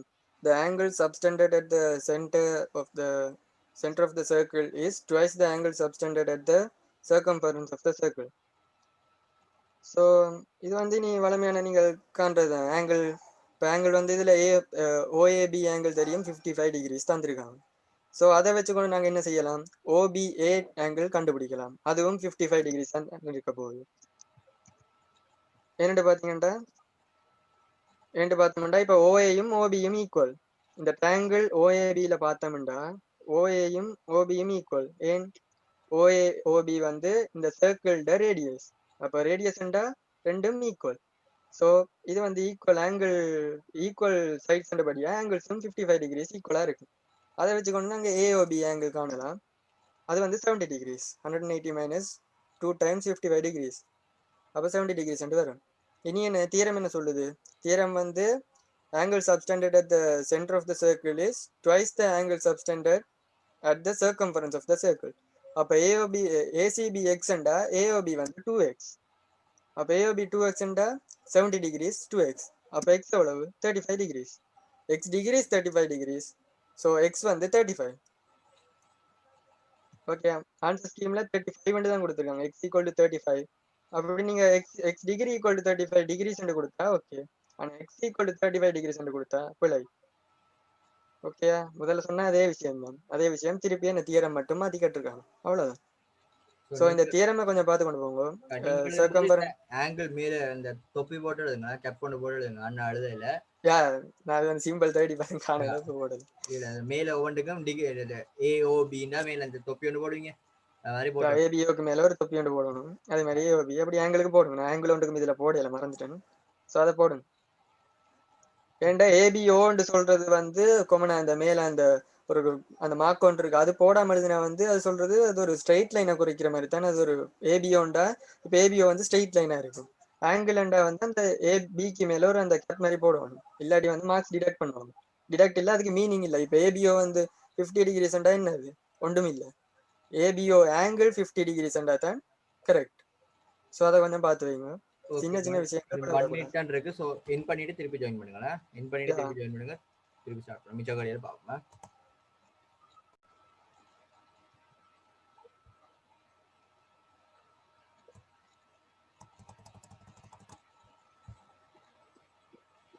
ஓகே, ஸோ அடுத்த கேள்வி பார்த்தோம்னா, அடுத்த கேள்வி வந்து பேசிக்கான கேள்வி, சரியா. 2 வெர்டிக்கல் பில்லர்ஸ். ஸோ பில்லர்ஸ்ன்றா 2 தூண்கள், 2 ஏதோ கோபுரமோ இல்லாட்டி தூணோ ஏதோ இருக்கு. Pillars AB and CD located on vertical ground, level ground are shown in the figure. When observed from D ல இருந்து ஒரு ஆள் பார்க்கிறார், the angle of elevation of B is 42 degree.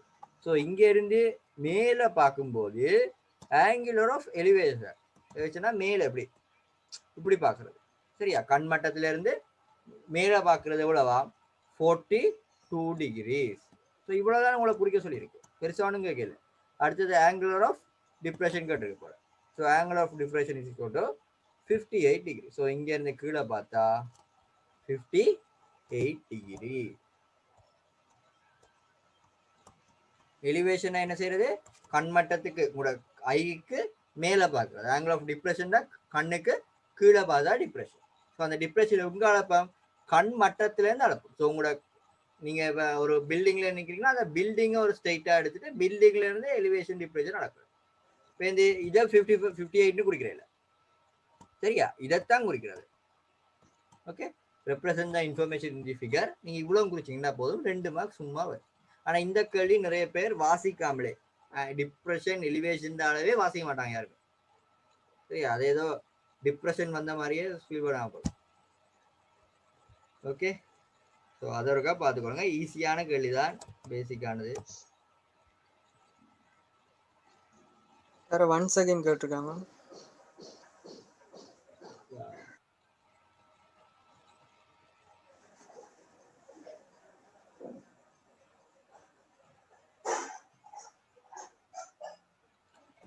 இல்ல, இது சில பேர் கேட்காங்க, இது நீங்க ஒரே லைனா கீறலாமா இல்லை டொட்டட் லைன், அது எப்படி கீறினாலும் பிரச்சனை இல்லை. யூசிங்ல இருந்தாலும் சரி, டொட்டட் லைன் கீறிக்கணும். ஏன்னா இது வந்து நீங்க கீறுற லைன்ஸ். ஸோ ஒரு பிளேன்ல அவங்களா கீறித்தார லைன்ஸ் தான் ஸ்ட்ரெயிட் லைன்ல இருக்கு. நீங்களா கீறும்போது வண்டா டொட்டட் லைன்ல கீறிக்கொள்ளலாம். ஆனா ஸ்ட்ரெயிட் லைன்ல கீறினாலும் கூட போட மாட்டாங்கன்னு நினைக்கிறேன். வெயிட் எதுக்கு வான் ஸ்கீமுக்கு பார்த்துடுறேன்.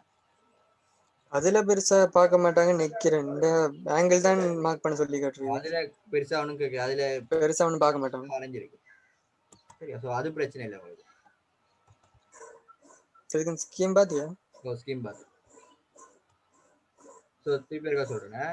ஸோ ஆங்குலர் ஆஃப் எலிவேஷன்டா கண் மட்டத்துக்கு மேலே பார்த்தா எலிவேஷன். ஸோ டில இருந்து ஒரு ஆள் பார்க்குறார், டில இருந்து பார்க்கறதுக்கு ஆங்குலர் ஆஃப் எலிவேஷன் வந்து 42 டிகிரியா. ஸோ டில இருந்து எங்க பார்க்குறார்? பியை பார்க்குறார். டில இருந்து பியை பார்க்குறார். எவ்வளவு எலிவேஷன்? 42 டிகிரி. ஸோ இங்க இருந்து மேலே போறது 42 டிகிரி. 42 எங்க குறிக்கிறது? ஐ லெவல்ல இருந்து மேலே குறிக்கும். இதுதான் 42. சரி, அடுத்தது ஆங்குலர் ஆஃப் டிப்ரெஷன். டிப்ரெஷன் வந்து அப்படியே கீழே வரும். ஏ பார்க்குறார். ஸோ அது இப்படி டிகிரி எல்லாம் குறிக்கணுமா? நான் எழுதும்போது கஷ்டமா இருக்கு. ஸோ அதான் டிகிரிலாம் டிகிரின்னு குறிக்கணும். இது வந்து 58. எப்பயுமே எலிவேஷன் டிப்ரெஷன் குறிக்கும் போது ஐ லெவல்ல இருந்து தான் குறிக்கும். ஐ லெவல்ல இருந்து எதை பார்க்குறீங்களோ அதுதான் குறிக்கும். ஓகே, ஸோ இதை நீங்க டொடர் லைன்ல குறிச்சாலும் பிரச்சனை இல்லை, ஸ்ட்ரெயிட் லைன்ல குறிச்சாலும் அவ்வளவு எஃபெக்ட் பண்ணாது. ஓகே,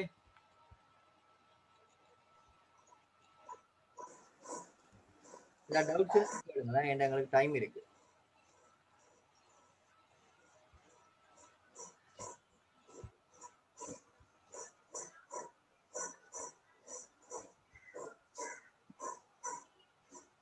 ஓகே, அடுத்த क्वेश्चन.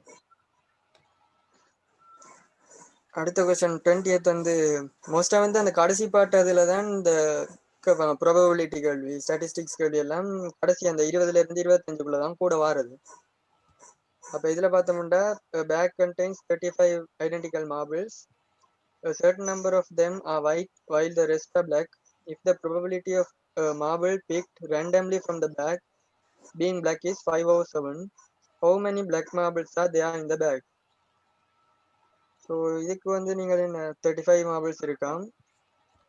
ஆக்ஷன் ஸ்கிரீன்ஷா 35 marbles இருக்காம். அதுல black வந்து 5/7 ஆகும்.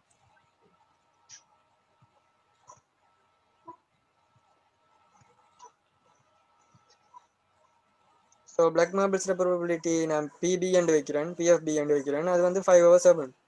ஒயிட் மார்பிள்ஸை பார்த்தா ஒயிட் மார்பிள்ஸோட ப்ராபபிலிட்டி எவ்வளவு? 1 - பி ஆஃப் பி, அது வந்து 2/7 இருக்கு. ஸோ இப்போ அதில் தந்துருக்குது 35 மார்பிள்ஸ் இருக்கு. அப்போ அதில் 5/7 வந்து 35 மார்பிள்ஸ், 5/7 வந்து பிளாக் மார்பிள்ஸ்ண்டா எத்தனை மார்பிள் இருக்கு? 35 இருக்கு. அப்போ அந்த ஃப்ராக்ஷனால 35 பெருக்கி விட்டா 25 மார்பிள்ஸ் வரும். அப்போ இதுல இருந்து நாங்கள் ஒயிட் மார்பிள்ஸ் காணலாமா? காணலாம்.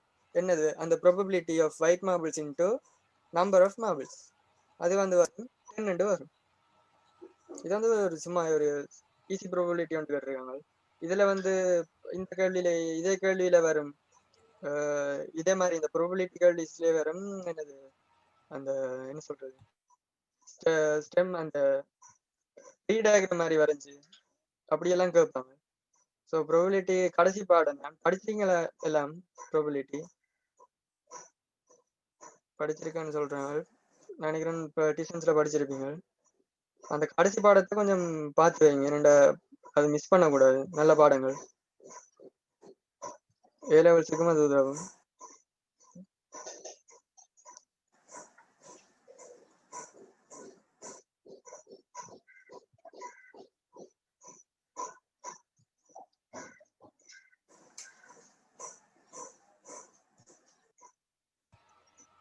ஓகே, ஸோ விளங்கி இருக்குன்னு நினைக்கிறேன். அது அவ்வளோ கஷ்டமான கேள்வி இல்லை. ஓகே, ஸோ 28 விளங்கி இருக்கு. 21க்கு ஒரு அப்படி சொல்லுங்க. அப்போ இது டிரெக்டா தியரியில இருக்கிறது அப்படியே டிரெக்டா கேட்டுருக்கு. 21க்கு ஆன்சர் சொல்லுங்க. அப்போ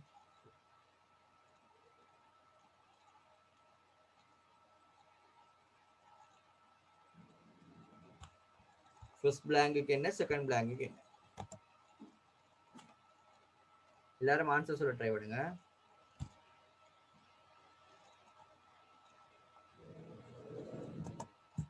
கரெக்ட். ஸோ விளங்கி இருக்கு, ஓரளவு விளங்கி இருக்கு. தமிழ் மீடியத்துல இதே கேள்வி கேட்கும் போது கொஞ்சம் கஷ்டப்பட்டாங்க.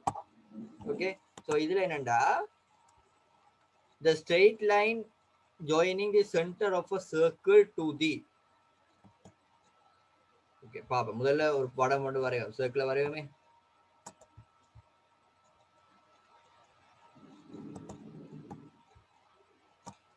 straight line joining the center of a circle. Center of a circle. So அதையும் குறிப்பிடுவோம். இதான் center of the circle. Center of the circle to the dash of a chord. சரி, ஒரு கோடையும் வரைவோம். உங்களுக்கு என்ன தெரியும், அந்த டேஷ் என்ன தெரியாதுன்னு ஒரு கோடையும் வரைவோம். கோட்னா என்ன, ரெண்டு சைடை தொட்டா இது பேர் கோட். Okay, dash of a chord of the circle is dash of the chord. So இது வந்து தியரி. ஸோ தியரி தெரிஞ்சாதான் இது தெரியும்.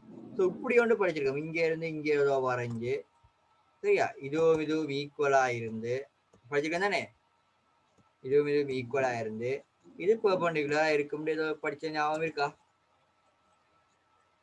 இருக்கும். இது நீங்க எனக்கு ப்ரூவ் பண்ணியும் இருப்பீங்க. இது ஒரு ரைட் ஆங்கிள் ட்ரையாங்கிள், இது ரேடியஸ். ஸோ இதுவும் கங்க்ருவெண்ட் ஆகும். ஸோ இந்த சைடும் இந்த சைடும் ஈக்குவல். இது ஒரு தியரியாவே நீங்க படிச்சிருப்பீங்க. அப்ப என்னது, the straight line joining the center of a circle to the midpoint of a chord, ஒரு கோடுன midpoint join பண்ண of the chord is perpendicular to the chord. so அந்த கோடுக்கு perpendicular. midpoint of the chord midpoint of the chord of the circle is perpendicular to the chord. ஓகேயா? So இது theory. இதே மாதிரி ஒரு கேள்வி இந்த முறையும் எதிர்பார்க்கலாம் வேண்டாம். கொஞ்சம் டிஃப்ரெண்டா போட்டிருந்தாங்க. பழமையா இப்படி வார இல்லை கேள்வி. லாஸ்ட் டைம் வந்து இப்படி ஒரு டிஃப்ரென்ஸா போட்டிருந்தாங்க. ஓகே, அடுத்த 20 செகண்ட். அடுத்த 20 செகண்ட் மேட்ரிக்ஸ் கேள்வி. Find the value of X சொல்லி இந்த எக்ஸ்பிரஷன் ஒன்று தந்திருக்காங்க. அவங்க வேற ஒன்றும் கேட்கல. இந்த மல்டிபிளை தந்துட்டு ஃபைண்ட் த மேட்ரிக்ஸ் கேட்கல. அவங்க எக்ஸ்ன்ற வேல்யூவை தான் கேட்டிருக்காங்க. மிச்சம் எல்லாம் தந்திருக்காங்க. ஸோ இதுல பிளவுபடக்கூடிய சான்ஸ்கள் குறைவா இருக்கும். ஸோ பார்த்தோம்டா ஃபர்ஸ்ட் வந்து உங்களுக்கு தெரிய வேண்டியது என்னன்னா, இந்த மேட்ரிக்ஸ் ரெண்டு மேட்ரிக்ஸ் தந்துட்டு 2x2 ரெண்டு மேட்ரிக்ஸ் தந்துட்டு அதை பெருக்கிறத பத்தி நீங்கள் கொஞ்சம் பார்த்து வைக்கணும். என்னடா தேவைப்படும். இந்த மாதிரி கேள்விகள் எல்லாம் எக்ஸ் கண்டுபிடிக்கலாம் தேவைப்படும். ஸோ இது என்னது, ஃபர்ஸ்டா உள்ளது 3x2 ஆல பெருக்கி பிளஸ் 1 × -1. அது என்னண்டா இப்ப இந்த 3x1 பிறகு அடுத்ததுல 2 × -1 விளங்கிருக்கு நினைக்கிறேன். அதே மாதிரி 3x1 3,1 அதுக்கப்புறம் -1 × 1. அதே மாதிரி கீழே உள்ளது பெருக்கி மற்ற இதை பெருக்கணும். அதே மாதிரி ரோவை பெருக்கி இந்த குழம்பு பெருக்கணும். அப்ப இதுல பார்த்தோம்னா அவங்களே டிரெக்டா தந்திருக்காங்க. 5, x, -4 and 3 தந்திருக்காங்க. ஸோ இதுல பார்த்தோம்னா பெருக்கி நீங்க அங்கே எடுத்துக்கலாம் ஆன்சர் 3 × -1 + 1 × 1. இதுதான் இந்த எக்ஸுக்கான வேல்யூவா இருக்க போகுது. என்னண்டா இதையும் இந்த 3,1ஐயும் -1,1ஐயும் பெருக்கி வர்றது தான் இந்த எக்ஸ் என்ற இடத்துல வரப்போகுது. அப்ப அதுல பார்த்தோம்டா -2 தான் எக்ஸா இருக்க போகுது. நீங்க மிச்சத்தையும் செக் பண்ணி பார்க்கலாம். உங்களுக்கு அப்படி நீங்க பிழையண்டு இதுல கண்டுபிடிக்கிறது கஷ்டம். ஸோ நீங்க இப்படி செஞ்சு கண்டுபிடிக்கலாம். இப்படி மிச்ச ஆன்சர்ஸ் எல்லாம் 5, -4 and 3 எல்லாம் சரியா வந்தா எக்ஸும் சரியா தான் வரணும். இல்லாட்டி எக்ஸ் பிழைக்கும். நீங்க இந்த எக்ஸ்பிரஷன் சரியா போட்டு எக்ஸ் என்ற வேல்யூ பிழையா எடுக்கிறது வந்து அது உங்களோட அரித்மெட்டிக் ப்ராப்ளமா இருக்கும். ஆனா இப்படி செஞ்சு பார்த்து ஆன்சர் பிழைக்காது. இந்த 3 வேல்யூவும் சரியா வந்தா எக்ஸும் சரியா தான் வரணும். ஸோ எக்ஸ் ஈஸியா -2 எடுக்கலாம். இதே மாதிரி நீங்க 3x3 மேட்ரிக்ஸ் போட்டும் பார்க்கலாம். மற்றது இன்னொன்று பார்க்கலாம். நீங்க என்னடா 2x2 மேட்ரிக்ஸ் 2 பெருக்குனா வந்து 2x2 மேட்ரிக்ஸ் தான் வரும். அதே மாதிரி 3x3 பெருக்குனா 3x3 தான் வரும். அதே தான் வரும். இதை சொல்றது நாங்க ஸ்கொயர் மேட்ரிக்ஸ் 2x2 மேட்ரிக்ஸ்ன்னு சொல்றது. ஸ்கொயர் மேட்ரிக்ஸ்னு சொல்றதோட அதே மாதிரி யூனிட் மேட்ரிக்ஸ் அப்படி எல்லாம் இருக்குது. அது ஏ லெவலுக்கு வந்தா நீங்க படிக்கலாம். ஸோ இதுல வந்து இப்போ நீங்க மெட்ரிக்ஸ் பெருக்கிறது இருக்கா சும்மா பாத்துக்கோங்க. இப்போ டைம் இருக்கிறனால சொல்றேன். மெட்ரிக்ஸ் பெருக்கிறது வந்து அண்ணா சொன்ன மாதிரி இது தர இது ரோ இன்ட்டு கோலம் தான் இருக்கு. ஸோ அது ஒருக்கா பாத்தீங்கன்னா சரி. ஸோ இந்த ரோவை இந்த குளத்தோட பெருக்கி நாங்க போடுற ஆன்சர் இதுல வரும். அது வந்து ஒரு நம்பரை ஒருக்கா தான் பெருக்கும். இந்த முதலாவதா இருக்கிறது ரோவுல முதலாவதா இருக்கிறதுல ரோவுல குளம்ல முதலாவதா இருக்கிறதோட பெருக்கும்.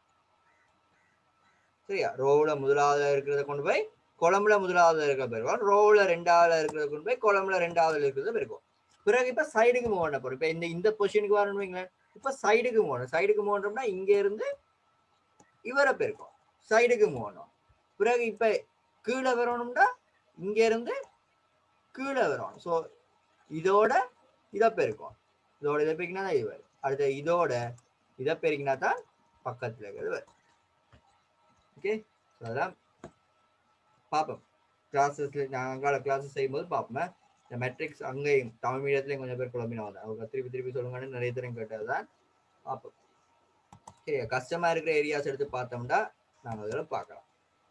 மெட்ரிக்ஸ் மற்றது உங்களுக்கு ப்ராபபிலிட்டிஸ் அதெல்லாம் கொஞ்சம் பார்த்து வைங்க. கடைசியா வர கேள்விஸ் கொஞ்சம் உங்களுக்கு பிரச்சனையா இருக்கும். ஏன்னா கடைசியா வர்றது தானே பெருசா படிச்சு இருக்க மாட்டீங்க. டியூஷன்ஸ்லையும் டச் பண்ணி போவாங்க சில நேரம் சில பேரும். அப்போ அதை கொஞ்சம் பார்த்து வைங்க.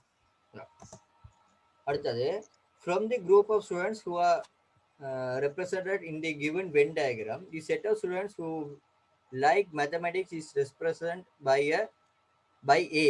So A ஆல represent பண்றது மேக்ஸ் விரும்புறாங்க. Okay, and the set of students who like science is represented by B. So science விரும்புறாங்க B ல இருக்கிறாங்க. Okay, in the Venn diagram shaded the region that represent the student who like only one of these two subjects. இந்த ரெண்டு சப்ஜெக்ட்ஸ்ல ஏதாவது ஒன்றை மட்டும் விரும்புறாங்க. சரிவா? shade the regions that represent the students who like only one subject. அவர் ஒன்றைத்தான் விரும்புவார். இந்த ரெண்டு பாடத்துல ஏதாவது ஒன்றைத்தான் ரெண்டை விரும்பினா அவர் வேணாம். உங்களுக்கு ஏதாவது ஒன்றை விரும்புறாள்தான் வரும். ஸோ அது எந்த ரீஜன் அது ஈஸியா ஷேட் பண்ணுவீங்கன்னு நினைக்கிறேன். பிகாஸ் இது ரெண்டையும் விரும்புறாக்களை பார்ப்போம். ரெண்டையும் விரும்புறாக்கள் வந்து இந்த ரீஜனுக்குள்ள வரும். மேக்ஸிமம் விரும்புறாக்கள் சயின்ஸும் விரும்புறாக்கள் வந்து இந்த ரீஜனுக்குள்ள வரும். ஸோ இந்த ரீஜன் இல்லாம மிச்சம் எல்லாம் வரும். மிச்சம் எல்லாம்டா இது இதுவும் இதுவும். ஓகேயா? இதுல என்ன கேள்வி கேட்டிருக்கு? Only one. ஸோ வேர்டிங்ஸ் கவனம். ஸோ அட்லீஸ்ட் ஒன்னுண்டா ஒன்றாவது. அட்லீஸ்ட் ஒன்னுண்டா ஃபுல்லா வந்திருக்கு. என்னது ஏ கம்ப்ளிமெண்டா ஃபுல்லாவே வந்திருக்கு. அட்லீஸ்ட் ஒன்னுண்டா இது ஃபுல்லாவே நீங்க கலை பண்ணிருப்பீங்க. இது ஒன்லி ஒன் கட்டுனால அந்த சைடு ரீஜன் மட்டும் தான் வரும். இந்த சைடும் மட்டும்தான் நடுவுக்குள்ள இருக்கிறது வேற. சரியா? அடுத்த கேள்வி.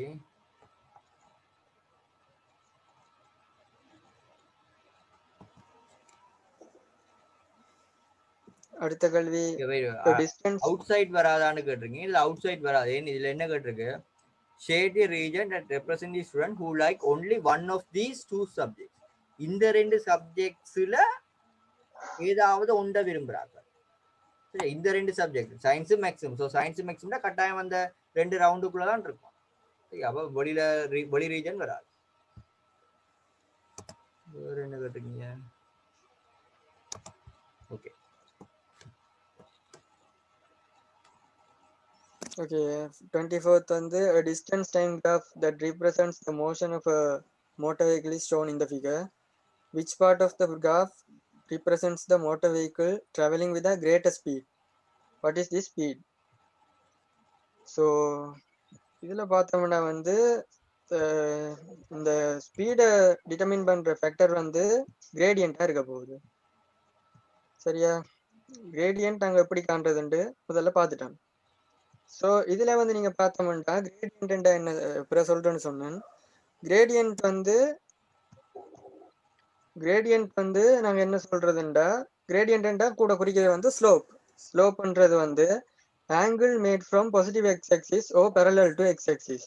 அதாவது இந்த எக்ஸ் ஆக்சிஸ்ல இருந்து அந்த லைனால சப்டெண்ட் ஆகிற ஆங்கிள் தான் கிரேடியன்ட் அந்த அதுல டேஞ்சன்ட் வேல்யூ தான் கிரேடியன்ட் சொல்றது, அப்புறம் படிப்பீங்க, அவ்வளோ டீப்பா தேவையில்லை. ஸோ இதுல நாங்க கிரேடியன்ட் எதுக்கு கூட எதுக்கு குறைவண்டு பாக்குறது எப்படின்னா, ஆங்கிள் கூட்டினதுக்கு கிரேடியன்ட் கூட, அதாவது சாய்வு, தமிழ்ல சாய்வுன்னு சொல்ற ஸ்லோப்புக்கு ஸ்லோப் கூடினா கிரேடியன்ட் கூடும். ஏனென்றா ஸ்லோப் கூடினா ஆங்கிள் கூடும், ஆங்கிள் கூடினா வந்து கிரேடியன்ட் கூடும். அதுதான். அப்ப இதன்படி பார்த்தா ஏபிக்கு கிரேடியன்ட் கூடவா இருக்கும், சிடிக்கு குறைவா இருக்கும். பிசிக்கு வந்து கிரேடியன்ட் 0, ஏனென்றா டிஃபரன்ஸ் ஆஃப் y கோஆர்டினேட்ஸ் வந்து 0, 120லயே இருக்கு. அப்ப பிசியோட கிரேடியன்ட் வந்து 0. ஸோ இனி அதை பார்த்தோம்டா, இனி அங்கால ஃப்ரம் ஏ டு பி நாங்கள் இப்போ பார்க்க போறோம் கிரேடியன்ட். அப்ப அதுல கேட்டது வந்து கிரேட்டஸ்ட் ஸ்பீட். ஸோ கிரேடியன்ட் வந்து கூடவா இருக்க போறது வந்து ஏக்கு. ஸோ நீங்க அதுல ஆன்சர் கொடுக்கணும் ஃப்ரம் ஏ டு பி என்று கொடுக்கலாம், இல்லாட்டி டைமை மென்ஷன் பண்ணலாம் 0 to 2 என்று கொடுக்கலாம், இல்லாட்டி கொடுக்கலாம் ஃப்ரம் பிரெஸ்ட் டு 120 கிலோமீட்டர்ஸ் கொடுக்கலாம், 0 to 120 கிலோமீட்டர்ஸ் கொடுக்கலாம். இனி அதுல கிரேடியன்ட்டை கண்டா எங்களுக்கு எவ்வளவு ஸ்பீட் வரும். கிரேடியன்ட் வந்து difference of X coordinate 120 - 0 over 2 - 0, அது கொடுத்தோம்னா 60 km/h வரும். 60 km/h கொடுக்கணும். இப்ப இதுல மீட்டர் டிஸ்டன்ஸ்ல மீட்டர் கொடுத்து டைம் வந்து செகண்ட் கொடுத்திருந்தா மீட்டர் செகண்ட் -1 கொடுக்கணும். கட்டாயம் இது கொடுக்கணும், என்னது யூனிட் கொடுக்கணும், கிலோமீட்டர் h-1 கொடுக்கணும். கொடுக்காட்டி வந்து உங்களுக்கு மார்க்ஸ் அந்த 1 மார்க்ஸ் இருக்காது. மேல ஃப்ரம் ஏ டு பி கொடுத்த 1 மார்க்ஸ் இருக்கும், இதுக்கு இருக்காது. சார் நாங்க இப்ப கிரேடியன்ட் ஆஃப் சிடியும் பார்க்கலாம். சிடி பார்த்தோம்னா டிஃபரன்ஸ் ஆஃப் y கோஆர்டினேட் வந்து 240 - 120 வந்து 120, எக்ஸ் கோஆர்டினேட் வந்து 6 - 3 என்று வரும். அது வந்து 40 km/h ஆகும். அதே மாதிரி கிரேடியன்ட் ஆஃப் பிசி வந்து 0, நான் முதல் சொன்ன மாதிரி. ஸோ இந்த கேள்வி வந்து இப்படித்தானே அப்ரோச் பண்றது. நீங்க கிரேடியன்ட்ன்றது என்னன்னு தெரிஞ்சு வச்சா உங்களுக்கு ஈஸியா இருக்கும். கிரேடியன்ட்ன்றது ஞாபகம் வச்சுக்கொள்ளுங்க, ஸ்லோப், அதாவது தமிழ்ல சொல்றது சாய்வண்டு, மற்றது ஆங்கிள், அந்த ஆங்கிளையும் இதையும் பார்த்து வச்சா. சப்போஸ் நீங்க வந்து இப்ப கிராஃப் வந்து நெகட்டிவ் எக்ஸ் ஆக்சிஸ் பக்கம் போகுதுண்டா ஒப்டியூஸ் ஆங்கிளா வரும். அப்படி வந்தா கிரேடியன்ட் நெகட்டிவ்ல வரும். அது இப்ப இவங்களுக்கு தேவையில்லை நினைக்கிறேன், அது உங்களுக்கு இப்ப தேவையில்லை. ஸ்லோப்னு தெரிஞ்சுட்டா கிரேடியன்ட்னா ஸ்லோப் ஸ்லோப்னா angle made from plus angle made from positive axis and வரும். ஆங்கிள் ஃப்ரம் பாசிட்டிவ் ஆக்சிஸ், அதான் ஸ்லோப். ஸோ ஸ்லோப் கூடினா கிரேடியன்ட் கூடும். ஸோ கிரேடியன்ட் கூடினா நீங்க டைரக்டா இப்போ ரெண்டையும் கண்ணு பார்க்கலாம், ஏபின்ற கிரேடியன்ட் பார்க்கலாம், சிடின்ற கிரேடியன்ட் பார்க்கலாம், ரெண்டையும் கண்டுட்டு அதுண்ட கூடன்னு சொல்லலாம். சரி, அதை காணாமலே நீங்க சொல்ல தெரியும். இது காண தேவை. நான் இது பென்ஸ் என்னது கிரேடியன்ட் சிடிஎம் டிசிஎம் கண்டது வந்து சும்மா உங்களுக்கு எக்ஸ்பிளனேஷன் எக்ஸ்ட்ரா நாலேஜுக்காக. நீங்க இந்த மேல போல்ட் பண்ண லெட்டர்ஸ்ல உள்ளதை மட்டும் பார்த்து வச்சிருந்தா சரி. முக்கியம் யூனிட் முக்கியம். இதுல மீட்டர் கொடுத்து இதுல செகண்ட் கொடுத்தா மீட்டர் செகண்ட் -1 கொடுக்கணும், இல்லாட்டி km/h கொடுத்தா km/h கொடுக்கணும். அப்ப இதுல இருந்து தெரிய வர்றது என்னது, gradient of distance time graph வந்து தர்றது வந்து வெலோசிட்டி இல்லாட்டி ஸ்பீட் ஆஃப் த மோஷன். அதுதான் இந்த கிரேடியன்ட் இருந்து கண்டுபிடிச்சிருக்கோம். இது நீங்க சயின்ஸ்ல படிச்சிருப்பீங்க. சயின்ஸ்ல 10ல செகண்ட் யூனிட்டோ செகண்ட் யூனிட்ல படிச்சிருப்பீங்க. அதே மாதிரி வெலோசிட்டி டைம் கிராஃப் தந்திருந்தா அது வந்து ஆக்சலரேஷன் ஆஃப் த மோஷன் கொடுக்கும்.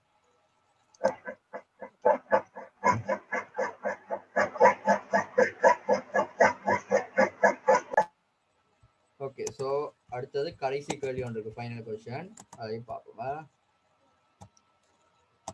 So final question, a position of the locus of a point that moves at a constant distance of 5 meters from the given point P is indicated by the arc in this sketch.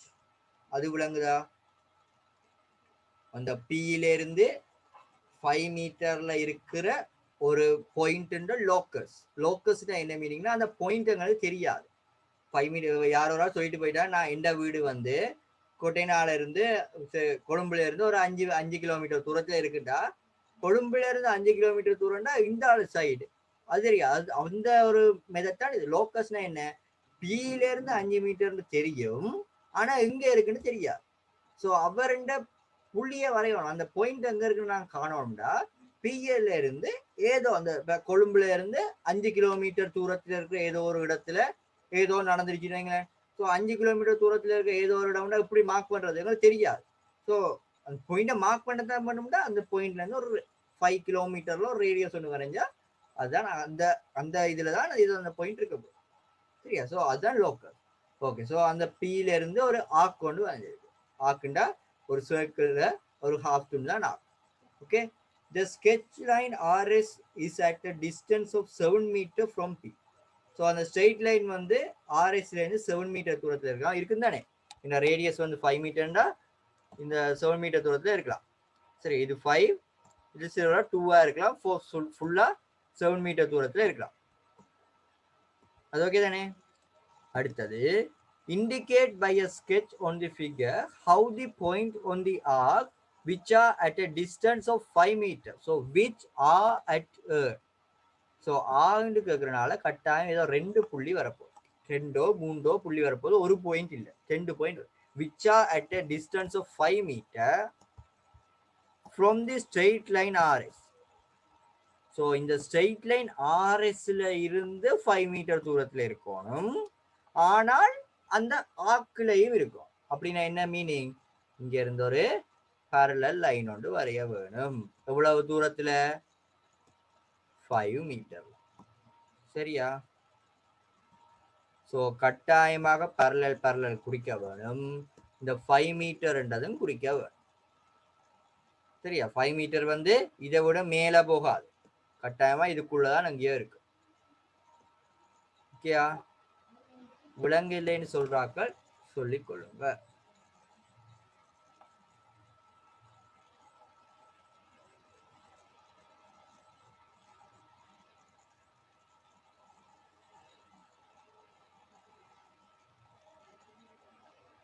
Okay, மறுபடியும் explain பண்ணுவாங்க. ஒரு explain பண்ணுறேன். என்ன இந்த கேள்வி நிறைய பேர் இப்போ 25th கொஸ்டின் வந்தோடனே எல்லாருக்குமே அந்த கேள்வியை எடுக்கிறதா எழுதுறதா வேணாமான்ற ஒரு டவுட் வரும்.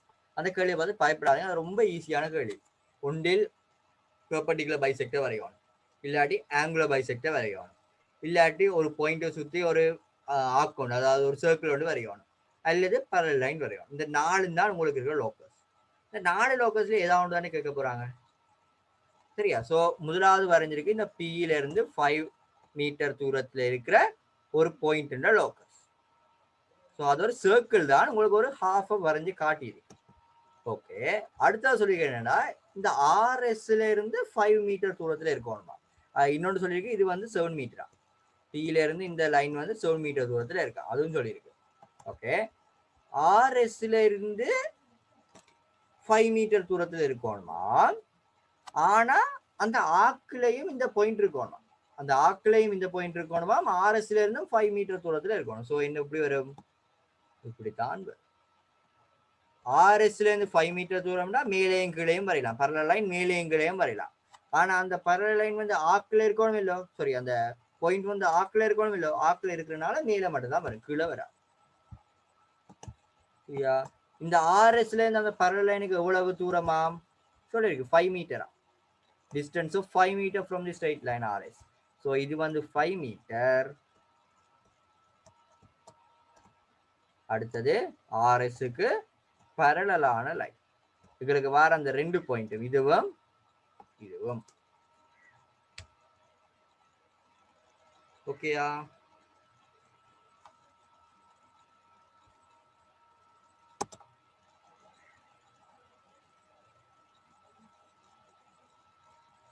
ஆக்குல படுற பாயிண்ட குறிச்சு காட்டணுமான்னு கேட்டீங்க. வெயிட், நான் ஆன்சர் ஸ்கிரீன் காட்டுறேன்.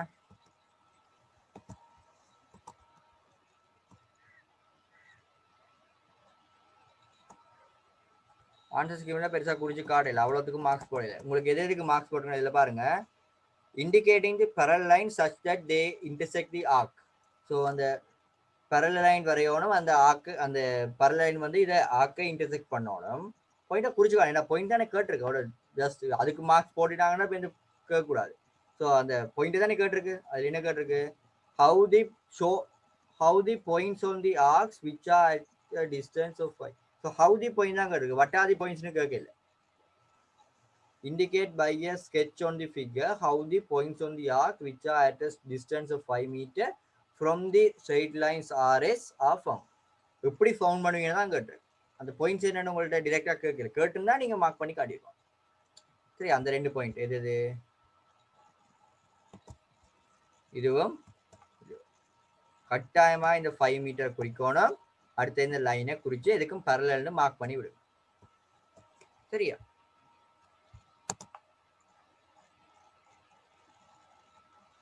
இல்ல கொம்பாஸ் யூஸ் பண்ணி வரையதில்லை. இந்த இதுக்கு வந்து கொம்பாஸ் யூஸ் பண்ற இல்ல. இது உங்களோட என்னது இந்த நாலேஜை பாக்குறதுக்காக, இது உங்களுக்கு விளங்குதான்னு பாக்குறதுக்காக தான். பெர்பெண்டிகுலர் பைசெக்டர் வரைய சொன்னாலும் நீங்க கொம்பாஸ் யூஸ் பண்ண வேண்டிய அவசியம் இல்லை. சரியா? சில வேளை படம் கொஞ்சம் பெருசா இருந்தா வரைய வேண்டிய இருந்தா வரையலாம். பட் வரையல. ஏன்னா இது படம் சின்னது. இதுல கொம்பாஸ் வச்சு எப்படி நீங்க 5 மீட்டருக்கு வரைவீங்க? யூஸ் பண்றது கஷ்டம். அது பேப்பரை பாத்தீங்கன்னா தெரியும். பேப்பர்ல அதுவும் சின்ன ஏரியா தான். அதுல கொம்பாஸ் யூஸ் பண்ணி எங்களால வரைய கஷ்டம். சரியா? பேப்பரை காட்டுனே, பேப்பர் அனுப்பிதான் தானே.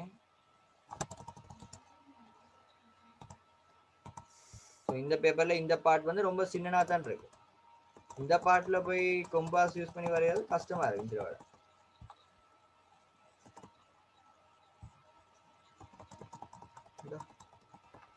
பேப்பர்ல இவ்வளோ கேள்வி இருக்கு, அதுல கடைசி கேள்வி, அதுல கொம்பாஸை வச்சு அதுக்கு பரலைன் வரையது கஷ்டம்.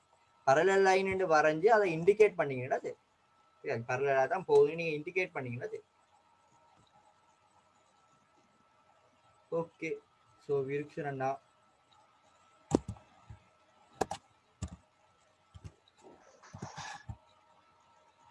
ஸோ என்ன கதைக்கணும்? ஸோ கிளாஸ் எப்படி இருந்தது? நல்லா இருந்துச்சா?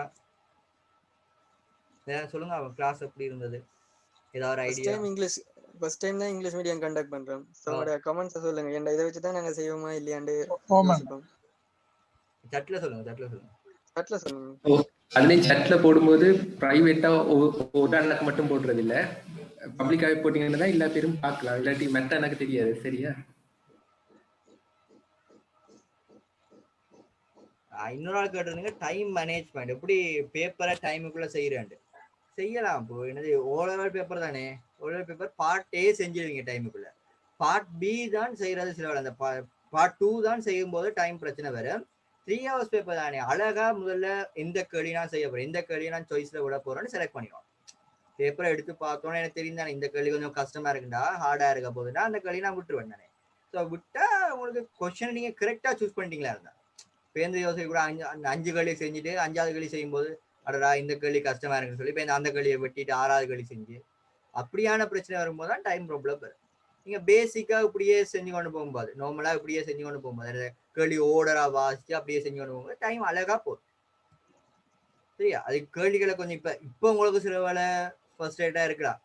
இப்போதான் நீங்க கேள்வி பேப்பர் செய்ய ஸ்டார்ட் பண்ண போறீங்க. கேள்வி பேப்பர் செஞ்சு கொண்டு பழகி கொண்டு இருக்கும் போது உங்களுக்கு அந்த ஸ்பீட் வரும், தானாவே ஸ்பீட் வரும். விடாம செய்வீங்க, கேர்லெஸ் மிஸ்டேக்ஸ் விடாம இருந்தீங்கன்னா ஓகே, தானா மார்க்ஸ் வரும். ஏன்னா மேக்ஸை பொறுத்த வரைக்கும் நாங்க படிக்கும் போது உங்களுக்கு கேர்லெஸ் மிஸ்டேக்ஸ் தான் வருது. எங்களுக்கு தெரியாம பிழை விடுறது இல்லை, எல்லாம் தெரியும். மேக்ஸ்னா என்ன, கூட்டல் கழித்தல் தானே. சரியா? தெரியாம பிழை விடுறது இல்லை, எல்லாம் தெரியும். தியரி அது இது எல்லாம் தெரியும். கடைசியில 2ஐயும் 3ஐயும் கூடி 4 எழுதி போட்டு பிழை எடுத்துட்டு வர்றது. உங்களோட பேப்பர் அது வந்து எக்ஸாம் ப்ரெஷர்ல 2ஐயும் 3ஐயும் கூடி 2ஐயும் 3ஐயும் வரும். சில நேரம் நீங்க யோசிப்பீங்க என்னது 2ஐயும் 5ஐயும் பெருக்கி 10 ஆண்டும் யோசிச்சு கொண்டிருப்பீங்க. அப்படி ஏன்டா எக்ஸாம் ப்ரெஷர். அது வந்து நீங்க ப்ராக்டிஸ் பண்ண வரும். வீட்டை உட்காந்து இருந்து பேப்பர் எடுத்து டைம் பண்ணி செஞ்சு பாருங்க, அப்ப யூஸ்ஃபுல்லா இருக்கும். இந்த டைம் பண்ணி பேப்பர் செய்யறன்ற வந்து இப்ப உங்களுக்கு யூஸ்ஃபுல்லா இல்லாட்டியும் கட்டாயம் ஏ லெவல்ல வந்து அது பெரிய யூஸ்ஃபுல்லா தான் இருக்கும். இப்ப நீங்க அதை பேப்பர் கொஞ்சம் டைம் பண்ணி செஞ்சு பாருங்க. மேத்ஸுக்கே ஈஸியா எடுக்கலாம், 75 மேல எடுக்கலாம் ஈஸியா. நார்மலா இப்ப நீங்க 60 ரேஞ்ச்ல இருந்தீங்கன்னா அழகா 75 எடுக்கலாம். வேண்டாம் 60 ரேஞ்சில் இருக்கிறால் 75க்கு போகலாம். ஸோ இங்கிலீஷ் மீடியமா இருந்தாலும் சரி, தமிழ் மீடியமா இருந்தாலும் சரி. ஸோ இங்கிலீஷ் மீடியம் ஆக்களுக்கு நான் இன்னொரு இதை சொல்ல வேண்டியா, கொஞ்சம் ரீடிங் மெட்டீரியல்ஸ் கொஞ்சம் கூட்டுங்க. நான் இங்கிலீஷ் மீடியம் ஸ்டூடெண்ட்ஸும் பார்த்துருக்கேன். அவங்க தமிழ்ல கேள்வி சொன்னா ஓகே, தமிழ்ல விளங்கப்படுத்தினா ஓகே, இங்கிலீஷ் இருந்து வரும்போது கொஞ்சம் ஸ்ட்ரகிள் ஆகிற மாதிரி எனக்கு பர்சனல் ஃபீலிங் ஒன்று இருக்கு. சரி, ஏனென்றா தமிழ்ல வீட்டை கதைக்கிறது தமிழ், நாங்கள் இங்கிலீஷ் மீடியமா இருந்தாலும் வீட்டை கதைக்கிறது தமிழ். ஸோ வீட்டை கதைக்கிறது தமிழ்னோன்னா அந்த மைண்ட் செட் வராது, இங்கிலீஷ்ல திங்க் பண்ற மைண்ட் வராது. ஸோ அது கொஞ்சம் இங்கிலீஷ் ஸ்டோரி புக்ஸ் அப்படி தான் இருந்தால் வாசிச்சு ரீட் பண்ணி அந்த ஹேபிட் ஒன்றை கொண்டு வாங்க. ஓகே, ஸோ நெக்ஸ்ட் கிளாஸ் வந்து நாங்கள் 4th, அதாவது வென்ஸ்டே தான் ஸ்டார்ட் பண்ணியிருக்கோம். ஸோ ஃபீஸ் வந்து முதல் கிளாஸ்ல நான் 800ன்னு சொன்னேன், யாருக்கு தமிழ் மீடியத்துக்கு சொன்னேன். அப்புறம் எனக்கு பர்சனல் மெசேஜ் வந்துச்சு அண்ணா ஒரு கிளாஸுக்கு 800 இல்லாட்டி செமினார் ஃபுல்லா சேர்த்து 800 கேட்டாங்க. ஸோ எல்லாத்தையும் தெளிவாக சொல்லிடுறேன். ஸோ இப்போ 4ஆம் தேதி வென்ஸ்டே 4ஆம் தேதி நாங்கள் ஃபர்ஸ்ட் கிளாஸ் கண்டக்ட் பண்ண இருக்கிறோம். இதே டைம்ல இந்த டைம் ஓகேன்னு நினைக்கிறேன். பெரும்பாலானாக்கள் ஓரளவு ஓகே தான் சொன்னீங்க. ஸோ இந்த டைமே இருக்கட்டும், சரியா? இந்த டைமே கண்டக்ட் பண்ணுவோம். ஸோ ஃபீஸ் வந்து இங்கிலீஷ் மீடியம் 1200. உங்களுக்கு என்ன செய்ய போறோம்னா 2019 எங்களுக்கு மிச்ச பேப்பர் இருக்கு. ஸோ மிச்ச பேப்பர் 2019 இருக்க பி பார்ட், அடுத்து மேக்ஸ் பார்ட் 2 அதுவும் செஞ்சு 2018 பேப்பர் இதே மாதிரி 2018 பேப்பரும் செய்ய போறோம். ஸோ டெய்லி 2 hours கிளாஸ் இருக்கு. மண்டே டு ஃப்ரைடே கிளாஸஸ் நடக்கும். ஸோ ஃபர்ஸ்ட் கிளாஸ் வந்து உங்களுக்கு வென்ஸ்டே ஸ்டார்ட் ஆகுதுன்னா வென்ஸ்டே, ஃப்ரைடே, சாட்டர்டே, திருப்பி Monday, Tuesday, Wednesday, Friday. So 8 days வரும். 8 days எங்களுக்கு போதும், ஃபுல்லா செஞ்சிடலாம். ஓகே, ஸோ அவ்வளோதான் இப்போதைக்கு இருக்கிற பிளான். வேறு ஏதாவது நாங்கள் டீட்டெயில்ஸ் சொல்லுவோம் மாதிரி இருந்தால் உங்களுக்கு குரூப்பில் சொல்லிக்கொள்வோம். ஸோ இங்கிலீஷ் மீடியத்துக்கு தனியாக ஒரு குரூப் கிரியேட் பண்ண தான் வேணும். பார்ப்போம். நாங்கள் இப்போ கூகுள் ஃபார்ம் ஒன்று போடுறோம். ஸோ கூகுள் ஃபார்ம் போட்டோம்னா உங்களுக்கு நீங்கள் கரெக்ட் கிளாஸுக்கு வர விரும்பினீங்கன்னா கரெக்டாக அந்த கூகுள் ஃபார்ம் இருக்கா ஃபில் பண்ணுங்க. ஷுவராக நீங்கள் வருவீங்கன்னு நினைச்சிங்கன்னா ஃபில் பண்ணுங்க. மற்றாக்கள் ஃபில் பண்ணாங்கடா நாங்கள் கவுண்ட் பார்க்கறதுக்காக, இத்தனை பேர் வருவீங்கன்னு கவுண்ட் பார்க்கறதுக்காக தான் அதை செய்கிறோம். ஸோ உங்களோட ஃப்ரெண்ட்ஸும் இப்போ இது நீங்கள் நல்லா இருக்குன்னு நினச்சிங்கன்னா உங்களோட ஃப்ரெண்ட்ஸும் இதுக்கு வர ஜாயின் பண்ண விரும்பினா அவங்களுக்கும் ஒருக்கா சொல்லிக் கொடுங்க. பிகாஸ் இப்போ இந்த நடுவில் வந்து ஜாயின் பண்ணக்கூடாது. இப்போ ஒரு 2 கிளாஸ் போன பிறகு 2019 பேப்பர் அரைவாசி போன பிறகு நடுவில் வந்து அண்ணா எனக்கு ஒருக்கா பேப்பரை திருப்பி ஒருக்கா சொல்லித்தாங்கண்டா அது கஷ்டம். பிகாஸ் டைம் அலோகேட் பண்ணி செய்கிறோம். அந்த டைமுக்கு கரெக்டாக நீங்கள் வந்து பிக்கப் பண்ணி கொண்டீங்கன்னா ஓகே, நிச்சயமாக யூஸ்ஃபுல்லாக இருக்கும். இப்போ நாங்கள் படிப்பிக்கிறதும் ஒரு டீச்சர் உங்களுக்கு படிப்பிக்கிறதும் ஹோப்ஃபுல்லி ஏதோ டிஃப்ரென்ஸ் இருக்குன்னு நினைக்கிறேன். பிகாஸ் நாங்கள் படிப்பிக்கும் போது நீங்கள் டவுட்ஸ் கேட்பீங்க, டீச்சர்ஸ் இப்படி கேட்க மாட்டீங்க, தெரியல சொல்கிறேன். ஓகே, ஸோ ஏ லெவலுக்கு படிப்பிக்கும் போது அப்படி தான் எங்களுக்கு சொல்லிக்கலாம். ஃபீட்பேக்ஸ் அப்படி தான் வந்திருக்கு. ஸோ டீச்சர்ஸோட டிரெக்டாக அப்படி கதைக்க மாட்டேன், ஜூம்ல எல்லாம் இப்படி இன்ட்ராக்ட் பண்ண மாட்டேன், அவங்க பாட்டுக்கே சொல்லி கொண்டு போவாங்க. இதான் இருக்கு. என்ன 100 பேர் இருக்கும்போது ஆன்சர்ஸ் பார்க்க மாட்டாங்க தானே. ஸோ இன்ட்ராக்ட் பண்ணி செய்யலாம். ஓகே, ஸோ கூகுள் ஃபார்ம் போடுறேன். கூகுள் ஃபார்ம் போட்டால் அதில் நீங்கள் உங்களோட டீட்டெயில்ஸையும் போட்டு திருப்பி இருக்க டீட்டெயில்ஸ் எல்லாம் போட்டு நீங்கள் அனுப்பிடுங்க. நாங்கள் எத்தனை பேருன்னு கரெக்டாக அமௌண்ட் பார்க்க முடியும். ஓகேயா? அடுத்து இன்னொரு விஷயம், டைம் அப்செட்டா இருக்குதா? இந்த டைம் ஏதாவது ப்ராப்ளம் இருக்குதா? ப்ராப்ளம் இருக்காதுன்னு நினைக்கிறேன். பேர் ஓமண்ணா, உங்களுக்கு விடிய 6:15 இருந்து 10:30 வரைக்கும் ஸ்கூல் நடக்குது. ஹிந்து காலேஜுக்கு ஆன்லைன் கிளாஸஸ் 10:30 வரைக்கும். அப்படி என்ன உங்களுக்கு நைட் டைம்ஸ்ல என்ன மாதிரி சட்ல போடுங்க பாப்போம். ஒரு நைட் ஒரு 8:30. ஓகே, 11 to 1:30 வைக்கலாம். 1க்கு வைக்கலாம். 11 to 1 11:30 to 1:30 அந்த டைம் வைக்கலாம். சரியா? தமிழ் மீடியாக்களுக்கு நாங்கள் வெளியே தான் வைக்கிறோம். ஏண்டா டைம் எல்லாருக்கும் மாத்தினா இப்போ வந்து கஷ்டமா இருக்கும். ஸோ இங்கிலீஷ் மீடியம் வேணும்னா கொஞ்சம் பிந்தி வைக்கலாம். இப்படி 11:30 to 1:30 வைக்கலாம். ஸோ சாப்பிட்ற டைம் நித்திர கொள்ற டைம்னு நினைக்காம வந்தீங்களா இருந்தால் படிக்கலாம். சரி, அது நித்திர கொள்ற டைம் தானே, அநியாய போகிற டைம், அந்த டைமில் படிக்கலாம். பார்ப்பேன். நான் எல்லாத்தையும் டீட்டெயிலாக சொல்கிறேன். பிறகு இந்த கிளாஸ் முடிஞ்ச பிறகு டீட்டெயிலாக தனியாக ஒரு வீடியோ போட்டோம், இல்லாட்டி குரூப் வாட்ஸ்அப் குரூப்லேயே சொல்கிறேன். ஓகே, வேறு ஏதாவது டீட்டெயில்ஸ் கேட்கணுமா? ஸோ ரிசல்ட்ஸ் கேட்பீங்களா? எங்களோட ரிசல்ட்ஸ் என்ன அது சொல்லிட்டேன் நினைக்கிறேன் முதல்ல. வேறு என்ன? ஸோ நாங்கள் எல்லாம் என்ன ஸ்கூல்டு கேட்பீங்க? நாங்கள் எல்லாருமே பாமலப்பட்டி ஹிந்து காலேஜ், கொழம்பு. ஸோ வேறு என்ன ஏதாவது கேட்கணும்னா சொல்லுங்கள். டைம் இருக்கு, இன்னொரு 2 minutes இருக்கு. இதுல வந்து நாங்க வேற வேற செமினார்ஸும் செய்யறதுக்கு பிளான் இருக்கு. இப்ப இன்னொரு தமிழ் செமினாரும் ஆர்கனைஸ் பண்ணி இருக்கிறோம். ஸோ அது தொடர்பான டீட்டெயில்ஸ் அந்த குரூப்லயே உங்களுக்காக ஷேர் பண்ணுவோம். ஸோ அவ்வளோத்துக்கு பிரச்சனை இல்லை. நீங்க குரூப்ல இருந்தீங்கன்னா நாங்க தொடர்பா சொல்லுவோம். வாட் ஆர் யூ டூயிங் நவ்னு கேட்டிருக்கீங்க. ஸோ நாங்கள் வந்து இப்போ A level எழுதிட்டு அப்படியே இருக்கிறோம். அவ்வளோதான் what are you doing now. So 2019 A level எழுதினது எழுதிட்டு அப்படியே இருக்கிறோம். யூனிவர்சிட்டி என்ட்ரன்ஸ் வராமல் என்ட்ரன்ஸ் வந்தால் ஓகே. இது வரைக்கும் உங்களுக்கு ஏதாவது யூஸ்ஃபுல்லாக இருக்கட்டுமே. நிறைய டீச்சர்ஸ் கேட்டாங்க. ஸோ பர்சனல் கிளாஸஸ் கேட்டாங்க. முதல்ல கொஞ்சம் போய் கொடுத்து கொண்டு தான் இருந்தது. ஸோ இப்போ எல்லாம் கிளாஷ் ஆகி அப்படியே லாக்டவுனில் நிற்கிறோம். ஸோ ஏதாவது ஒன்று யூஸ்ஃபுல்லாக இருக்கட்டும், யாருக்காவது யூஸ்ஃபுல்லாக இருக்கட்டும் தான் செய்யும். ஓகே, ஸோ உங்களுக்கு இதில் முக்கியமான கேள்வி ஒன்று கட்டு, சயின்ஸ் இங்கிலீஷ் மீடியம் கிளாஸஸ் தேவையா? சட்டில் என்ன பண்ணீங்கன்னா சயின்ஸ் இங்கிலீஷ் மீடியம் இப்போ தமிழ் மீடியத்தில் செய்தது இங்கிலீஷ் மீடியத்தில் செய்தால் வர போறீங்களா யாராவது? இல்லாட்டி தமிழ் மீடியத்துக்கு சேர்த்து செய்தாலும் பரவாயில்ல, இல்லாட்டி தனியாக செய்யணும்னு யாரும் விரும்புறீங்களா? எப்படி தனியாக இங்கிலீஷ் மீடியம் தனியாக தான் செய்யணும். இந்த சயின்ஸ் வந்து கஷ்டமா இருக்கும். கேட்டா முதல்ல சட்டில் வந்தது சயின்ஸ் கிளாஸ் செய்வீங்களான்னு. பட் இனி கிளாஸ்ன்னு செய்யல, அதாவது பேப்பர் டிஸ்கஷன் செய்யலாம். இப்போ இங்கே மேக்ஸுக்கு நடந்துச்சு, அதே மாதிரி பேப்பர் டிஸ்கஷன் தமிழ் மீடியத்துக்கு போய்க்கொண்டு இருக்கு. ஸோ யாராவது விரும்பி அவங்களோட ஃப்ரெண்ட்ஸ் யாராவது இருந்தால் தமிழ் மீடியம் இருந்தால்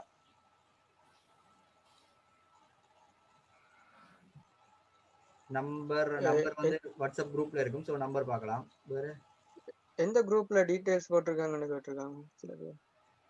என்ன டீடைல்ஸ்?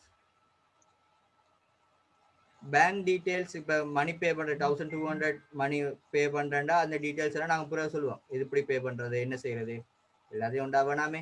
ஸோ அதெல்லாம் அந்த டைமுக்கு சொல்லுவோம். சரியா? ஸோ கர்ஃப்யூலையும் இருப்பீங்க. ஸோ அவசரப்பட தேவையில்லை, டைம் கிடைக்கும் போது நீங்கள் பே பண்ணலாம். Okay. So less than 1 minute தான் இருக்கு. நாங்கள் என் பண்ணுவோம், திருப்பி ஒரு சான்ஸ் கிடைக்கும். 4ஆம் தேதி சந்திப்போம். அதுக்கு முதல்ல யூடியூப்ல வீடியோ ஒன்று பப்ளிஷ் பண்ணி உங்களோட பார்ப்பேன். அப்போ பார்ப்போமா? ஓகே, என் பண்ணுவோமா? ஃபீஸ் இப்போ பே பண்ணாதீங்க. பே பண்றது நாங்கள் சொல்லுவோமா? பே பண்றது சொன்ன பிறகு அதுக்கு பிறகு பே பண்ணி, இப்போ அவசரப்பட்டு பே பண்ணாதீங்க. Okay, thank you.